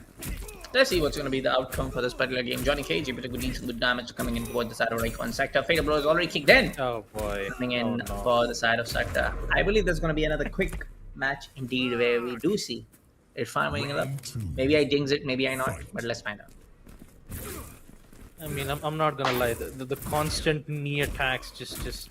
Oh boy, please don't tell me he's at a never-ending animation of him getting kicked out, but no, the combos will be made from Raiko. The high attacks though not working out well from his end, but oh boy, I'm not gonna lie, this is some really good tactic though from Irfan. He just used the mid-knee attack, just keep using it. I'm pretty sure he'll be able to get the win any moment now. No blocks will be made, and yeah, that's a quick match, done and dusted, there you go. I mean, by taking a look at all of these back-to-back knee attacks, it's giving me a little bit of pain to my knee, if I don't want to lie right now. I'm not gonna lie. It is a pain to deal with those situations, but like I said, yeah, could have went in with blocks instead of attacks. Yeah, that's the only way where you can try to counter it. But button mashing doesn't work either. So yeah, all in all, in the end, you get to learn something. It's working out for them. They're winning it. It's working out for them. End of discussion, I guess. Yeah. I mean, that's the thing about fighters games, right? That's the thing about fighters games. When you play fighters game for the first time, you'd usually button mash, right? You'd always button mash Yeah. and hopefully hope that you'd get a combo, right? Yeah. And all you had to do is just keep spamming the same button for like 10 to 20 times and you get yourself a free win. But yeah, I'm pretty sure we'll find matches like this. We'll find matches where it will be one-sided. We'll have matches where you'd have a very one-sided things to be careful about. But the main thing that you have to learn on any fighter's game is to learn how to block. If you don't know how to block, if you don't know how to anticipate players' movements, then you basically know that the entire match is lost. Yeah, definitely. Or also remember some of those basic combos, man. There are definitely some of those basic combos in every other fighting game. Light combined with heavy, heavy combined with the small kick, then small kick combined with the heavy attack. These are some double button or triple button combos combined with the joystick movement is definitely going to be there in every other fighter games out there. So some of these basic 3 steps or 4 steps combos can be learned upon. What's harder than that is the 6-step and 7-step combo that you need to be, especially in some part of the aerial move. Then you need to trigger your joystick up right there in the direction. Then you have to trigger your triangle and circle button. Preferably, you are using some other controller. The point I'm trying to make is, yes, you can definitely learn up some of those basic moves. If you are able to, you can be definitely one of the best players out there when it comes down towards our region. But our next match is going to be the side of Saga facing up the guy named as Dhruv. Now, Saga is playing as Reptile and Dhruv is going to pick up Liu Kang. Like I told you, the characters to expect: Liu Kang, Scorpion, Johnny K. That's definitely going to be some of the first preference of these characters getting picked up from these players battling out for the Alienware Gaming Saturdays for this Saturday, presented by Alienware and Intel, and hosted by everyone's favorite esports club. Yeah, let's begin. First round, it is Sagar versus Dhruv. Looks like Sagar will start things off with first blood, dealing major damage towards Reptile, and once again, Liu Kang is prioritizing projectile attacks immediately, and he falls off with a high kick. With combos with highs and lows specifically, dealing major damage towards Reptile. Unfortunately, no response being made from the opposition team. Good response though. Look at that. Major damage, 90. Reptile still in major damage though. He's got to be really careful. He's got to ensure that he can deny some damage being made from Liu Kang, but he blocks it. Oh boy. Danger lurks around from Reptile as Liu Kang secured his first win for the matchup. Round 2. Fight. For now, the first round goes in the favor of Liu Kang. That's going to be none other than Dhruv to, going for a little bit of the classic approach, using all of those combos in the classic straight up manner, able to corner his opponent. And there comes a Crimea outplay from the side of Frost. I don't see Serena looking for a cooldown. A 70-second left on for the second round. I believe Liu Kang with the long range moves and electrified combos with the fire attacks. Might be to get this one around and there his back too. I mean, at this point, you can see that Liu Kang is actually dominating when it comes to poking. And if he sees that perfect opportunity, he'll use Frost to freeze and he'll start things off with his own different types of combos. At least on the bright side, Reptile is just doing a great job of trying to, dodge those pokes. But it's too late either way, so he's just gonna go back to the menu, see what the fatalities are. But unfortunately, he doesn't have a lot of time. So there you go. Dhruv will secure the matchup. And once again, good effort though from Sagar. Tried to block as much as combos as he can, but in the end it was just a battle of pokes, and I could say that Dhruv was the one who ended up being the victor of this matchup. Yeah, another quick one indeed. We were waiting in for those head-to-head games where one guy wins up first round, the other guy wins up second round, then again the same guy wins up the third round, then the other guy wins up the second round for himself. We were hoping in for that kind of gameplay, but that indeed didn't happen. It was a quick one indeed, where the same combo, same repetition of moves were again used by the same guy, same set of characters. So yes, I believe we have a couple of more matches left out for the Mortal Kombat stage before we call it off a day. Yep. A couple more Mortal Kombat matches, and once again, a huge shout out for Alienware and Intel for sponsoring this event. Make sure to check their products out. Yeah. Link is in the description below for Dell Alienware M18 and Dell Alienware M16, hosted by the Esports Club. Talk about the matches itself. We have a lot of matches left. We'll be having another match that's going to happen for Mortal Kombat 1. And I've got to admit, some great matches happening from both these games. And also, if you are in Bengaluru, once again, we have a meet and greet with GTX Preet in Bengaluru. So if you are in, if you're in the state, make sure to check it out. Get yourself some good selfies in Dell exclusive store, HAL second stage, Indiranagar, Bengaluru. And also, you can just take a look at their new latest products for Dell.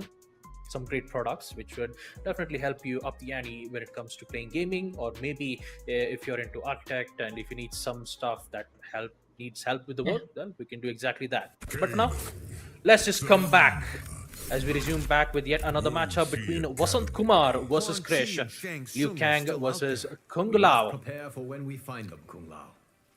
I'm gonna admit, once again, let's see how well this match would bode well for these two players. It's really rare to see, Liu Kang and Kung Lao. Most of it was, I believe it was Johnny Cage and Reptile. Reptile was being used in almost all of the matches. Once again, battle of first hits, and looks like Liu Kang is actually securing in most of it. High kicks followed up with middle punches. Kung Lao unfortunately having some difficulties being able to dodge and predict exactly what is happening. So all he needs to do is just find an opening in which he gets immediately removed out because of those usual spams. So main thing he could do is just try to find the opening, and that unfortunately is not going to happen, mainly because of the grab. I believe once again, Wasant Kumar securing his first round of the day. He might be able to get the second one as well. Projectile attacks from Serena deals some major damage to Kung Lao, followed up with the grab. A counter will be made from Kung Lao. It's not going to happen though, unfortunately, because currently when it comes to the poking momentum, Liu Kang has this under the bag with a total of 419 damage. That's a lot of damage being dealt around though, especially with these normal pokes. Kung Lao will at least secure it with the super attack, but not a lot of damage will be dealt around though. At least he'll be given some fighting chance. Better get a little bit of a breather to try to determine exactly what to do in the situations. But projectile attacks, even if you block it, you'll be able to deal a lot of major damage. But oh boy, here comes brutality. That's the end of the fifth match, folks. And that's the end of the fifth match. Wasant Kumar will secure the win up against Krish. With a brutality though, of all the types. I like the standing finishing attire of Liu Kang. Spilled in, covered in and spilled in blood all over the chest. And then you have this fire element and the water combined element going all over the place like this. It gives a really, really nice It's like fire and look. ice. Fire and ice, yeah. Hot and cold. Hot and cold, fire and ice, blue and orange. I mean, blue and orange, it always makes sense, right? It's also nice. But I like, but I like the combo of red and black, if you ask me. Anyways, folks, once again, we'll be taking a short little break as we'll, take a little bit of a breather, and we'll be back with next little bit matches which will appear on our screens. Until then, get yourself hydrated. We'll be right back. Yes, sir.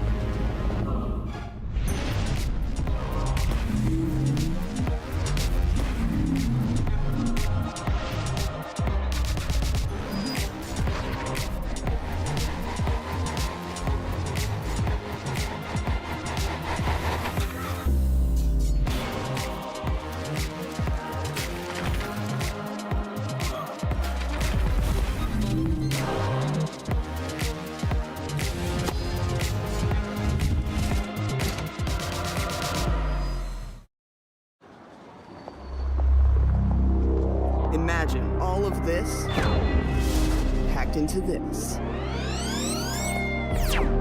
The new G16. Stunning views.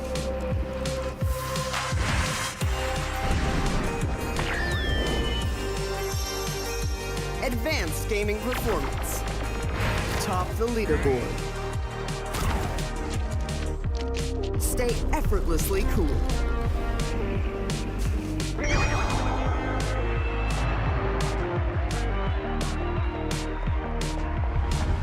G16 gaming laptop.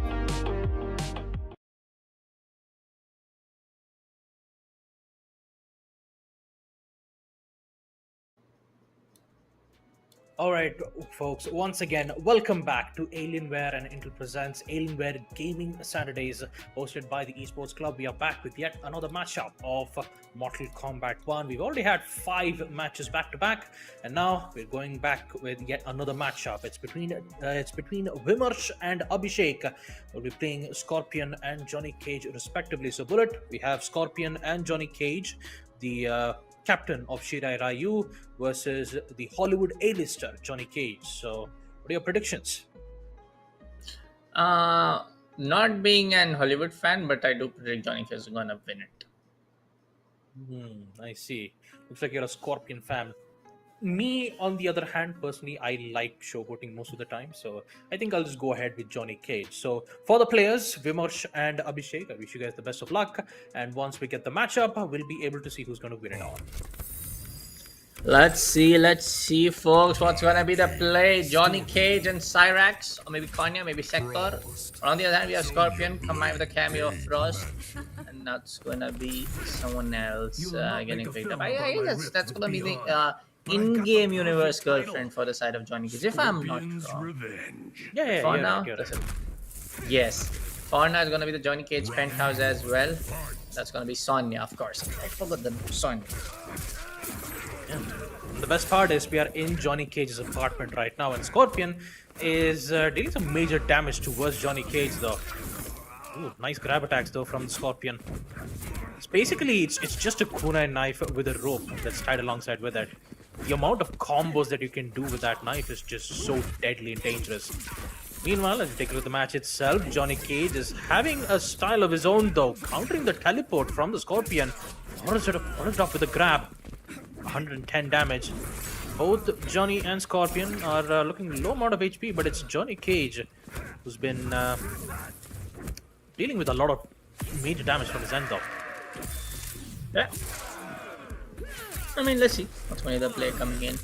But for now, it's going to be Johnny Cage and Scorpion both dealing some major damage to each other, if you ask me. And this is what I was talking about. Ooh! Fatal blow might get trigger coming in from the side of Scorpion. There you go. It's gonna be the Scorpion and Frost winner the first round against the side of Johnny Cage and Sonya. Scorpion will definitely secure his first kills. Once again, blocks being made. All Scorpion has to do is just engage with a simple grab. Unfortunately, he won't be able to grab. Yeah, there you go. The grabs will be made. Johnny Cage's blocks will be denied. At this point, it's basically a turtle hold from the side of Abishek. So Wimmer, on the other hand, is just trying to deal some major poke as best as possible. Secures in downing him, follows it up with a teleport and a grab. Just like that, Johnny Cage is in big trouble. Big trouble, but there you go. Johnny Cage might get on lose on streak, onto the losing streak. 134.25 HP left. Onto a Scorpion, all he needs to just spam some free kicks and come on with his maybe and Frost cameo. But there you go.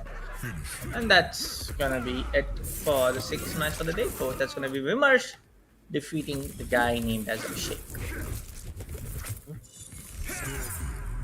Quick matches done and dusted. I mean, at this point, Scorpion and Johnny Cage, once again, it's always about how well you can anticipate players' move set, right? Yeah. If you know exactly what they're doing and be able to counter it, that's exactly. I mean, you'd have the main advantage. It's basically like you read the opponent's book, like perfectly. The thing about most of the games is that when it comes to a 5v5 or a team-based game, you always have to play with the team. solo plays usually does not Definitely. does not bode well in a team-based game. But when it comes to a fighters game, it's a 1v1. So you're all by yourself, right? So it's always about reading the opponent's hand. It's like playing chess. Every time you make a move, you need to predict exactly what the opponent does, right? The same comes as a fighter's game. You have so many combos, you have so many move sets, and every move set has its own specific counters. So timing, prediction, Definitely. it's always are always the key elements of a fighter's game. And I'm gonna admit, when it comes to a match like this, Vimash, on the other hand, had some good knowledge of combos when it comes to playing as a Scorpion, right? Every time you see a block being made, you counter it with a grapple. And many people usually hesitate when you see a grapple because you always try to button mash and hope that the grapple is cancelled. So if you want to counter a grab, the only thing you have to do is just you apply the same grab button and ensure that the movement that you do. So, for an example, if you're trying to grab from the right side, you always need to apply the same exact movement that the opponent player does in order to counter it. It's very difficult, Yeah. but once you get it, it will be a nice one to look at. So, once again, let's just focus on the next match. It's up against Harish versus Wasant. Harish will be playing as Raiden, and Wasant will be playing as Liu Kang. So, let's see how this match is going to go. Let's see, man. But again, I'll say the same thing. I really want to see, these guys going in out for each other for a combo of 1:1 round where we do see both the guys fighting till the end. For now, our last 3 matchups, if you ask us, has been way too one-sided. So just waiting in for a decent game, if you ask me. Not decent would be the wrong word. Apologies. Waiting for a head-to-head game, if you ask me. Okay, good movement though from Vasant. I'm just hoping that Harish would be able to get some good counters out of it, but turns out some good awareness though from Vasant. Like good combos every time he ends up getting some major damage, but my god, it's quite a lot. Yeah, let's see what's gonna be the play coming in for these individuals on how some of these moves can made to deal some really hard extra damage upon towards his opponent. But yeah, for now, it's gonna be really hard to say what's gonna be the outcome.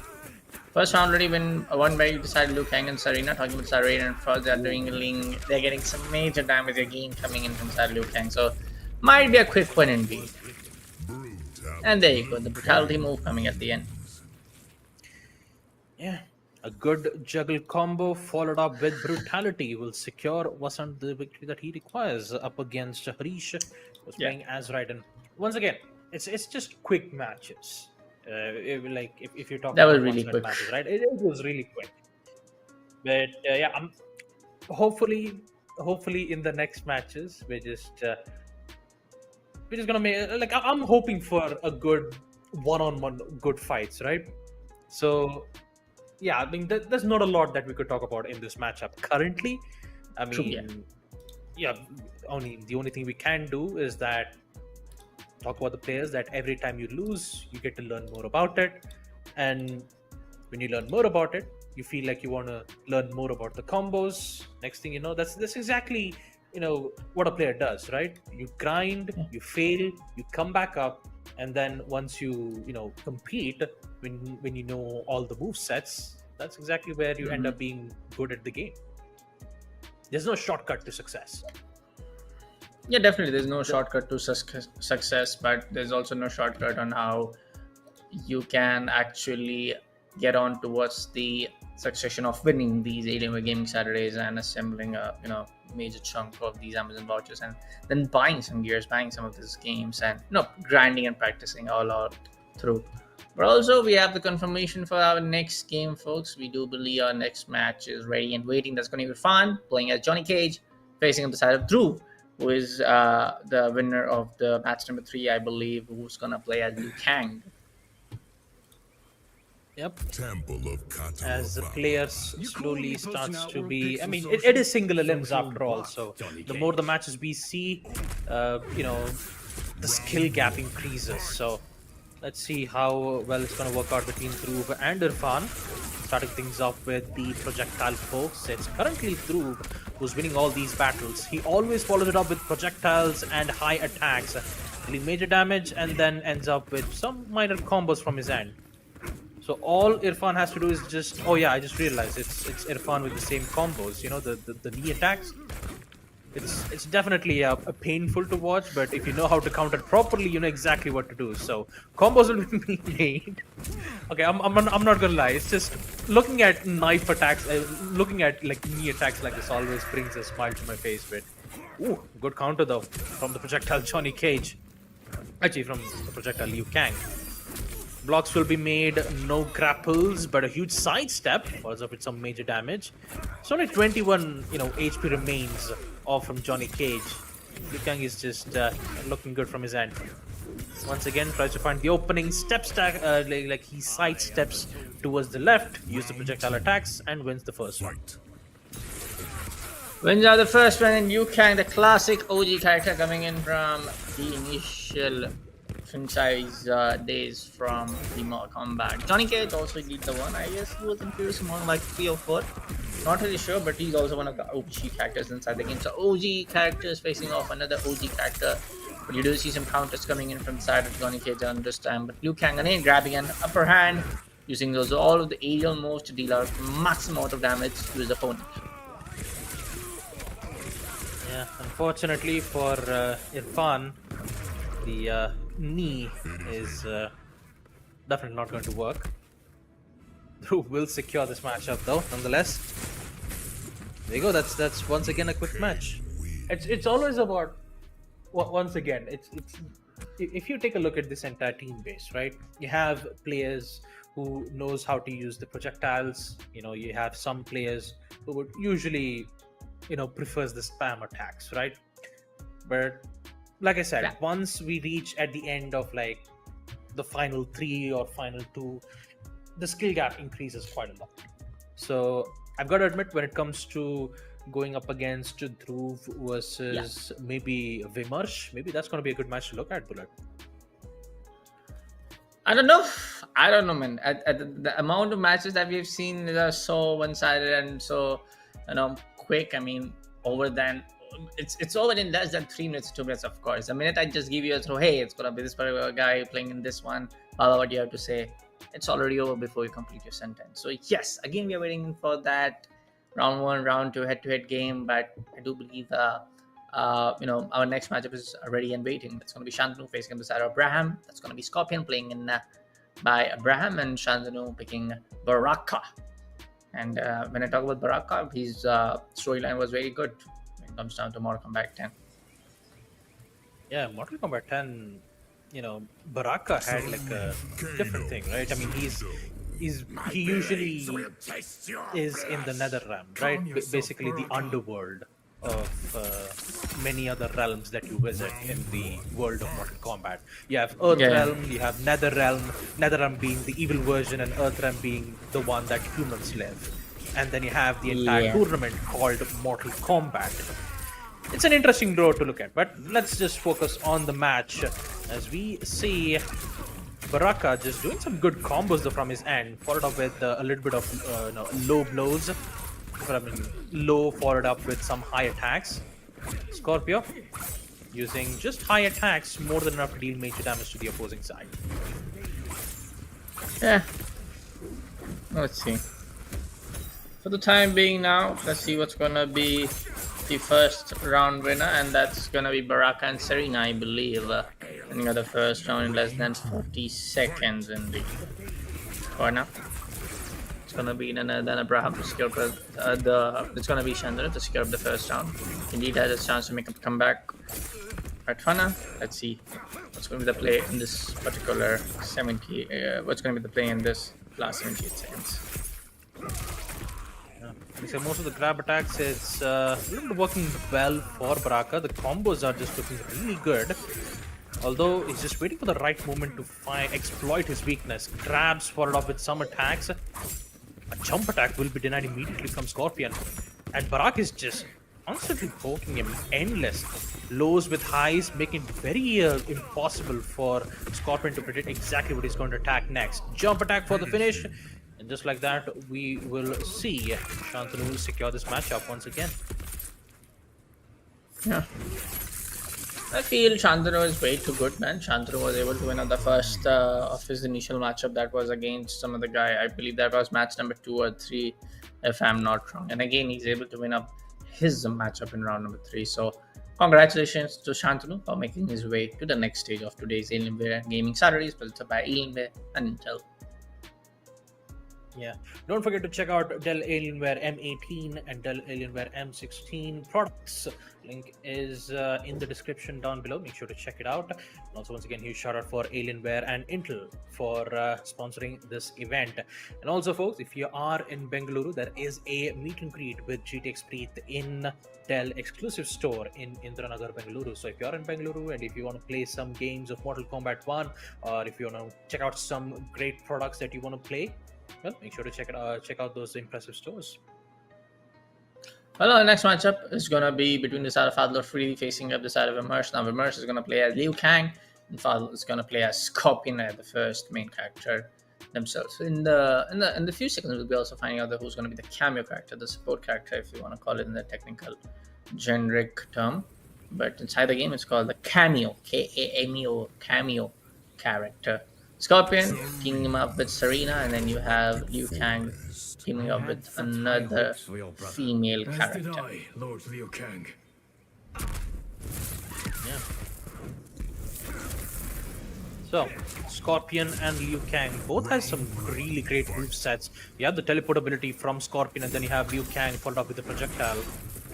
Wimmer always loves using projectile attacks, especially in the starting rounds, but when you make combos like this from Scorpion, it is very difficult, especially when you're at a falling stage. Being able to juggle just like the ones that Scorpion is doing right now, it is just so satisfying to look at. The combos is just perfect. Fadl is just doing an exceptional job using the power of projectiles. He'll be able to secure his first win. Almost a perfect round coming in from his end. Fight. Yeah. Let's see. It's gonna be the side of Fadl to firstly secure the first round, where the other guy is gonna be the side of Wimmer, has another chance to make up a comeback in the first round for himself, and win the second round for the entire game.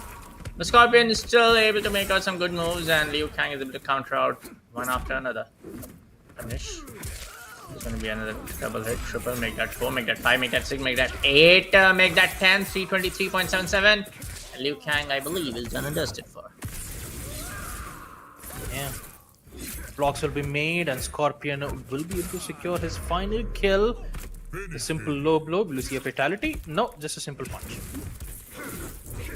You know, we haven't had a single fatalities yet.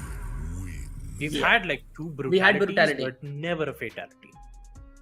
Yeah, we're waiting. You know what I really want is friendship. I want a friendship in Mortal Kombat. It's really rare to get you. I mean, you can expect friendships in Valorant, but in Mortal Kombat, yeah. I know there is a specific theme called as friendship in Mortal Kombat, where instead of fatalities and brutalities, you can just give them friendship, like a balloon. Yeah. Oh, you had no clue. I didn't know that. I had no. Yeah, clue. but, I believe the friendship thing actually was in play after. I think it was on Mortal Kombat 11 where friendships was a thing. Even on Mortal Kombat 3 and 4, there are some certain games. I don't think 10 was present with the friendship fatality. I'm sorry, just friendship. There's no such thing as friendship fatality. I mean, come on. It'll just be like a backstab. It's like you give them friendship and then suddenly it's a fatality. But yeah, jokes aside, we will go ahead and talk about the next matchup. It will be Wasant versus Dhruv. Both of them, interesting enough, will be playing as Liu Kang. Yeah, Liu Kang with a cameo of Serena getting played from the side of Wasant, and then you have Dhruv playing as Liu Kang, who's gonna use the cameo of Frost. And that too fighting in Johnny Cage's apartment.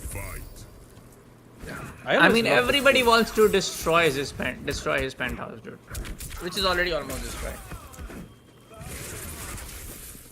projectiles. Starting things off with a poke already from both the sides of Vasant and Dhruv. The mirror matchup is always a difficult one to look at because the thing about Liu Kang is that he's the god of a specific realm, right? So the thing he needs to do is just secure some good combos in which Liu Kang actually does. Some great damage being dealt around, and with the follow-up with those projectiles, he'll be able to secure the first round. Round 2. Fight. Yeah. I mean, at this point of time, something can be definitely done from both sides, where we can see all of these individuals going in for some ultimate plays. There you go. Liu Kang and Saga. That's going to be Vasant already winning up the first round for himself. He's able to counter most of the attacks coming in from the side of Liu Kang, straight up on the air, making it look like way too easy. And fatal blow again coming in, trigger from the side of Liu Kang. Few more shots on board in the face and brutality with the end, and that's going to be the winner of this particular game. Vasant going as Liu Kang and Serena. Yep. That was some great combos that are coming in from Vasant's end. You know, like a normal projectile attack from low followed up with an uppercut, forcing Dhruv to be in a very vulnerable state, follows up with some good, juggle combos, which is very difficult to perform. But once you know exactly how to perform those combos, it is like the amount of damage you'll deal is just absolutely devastating. It's absolutely devastating, but it also comes down to the player, man, the individual, how much he is skilled, how much he has the knowledge of the game, how much he remembers of the combos, how to actually particularly counter of the combos coming in from his opponent. So that's also plays a vital and key role. Yeah. And I believe after all the matches we've done, we will conclude the tournament for today of the stream. I'm pretty sure most of the matches will happen offline, but for now, we just have to end this for now. Once again, a huge shout out for Alienware, Intel, and also the Esports Club for hosting/sponsoring the event. And make sure to check out both the laptops, Dell Alienware M18 and M16. Link is down in the description below. We'll be taking our leave for today for this tournament. This will be me, Baba Gusta, alongside my co-caster Bullet, and also our broadcaster Assassin 47. We'll see you guys after some time. Until then, make sure you're hydrated. See you.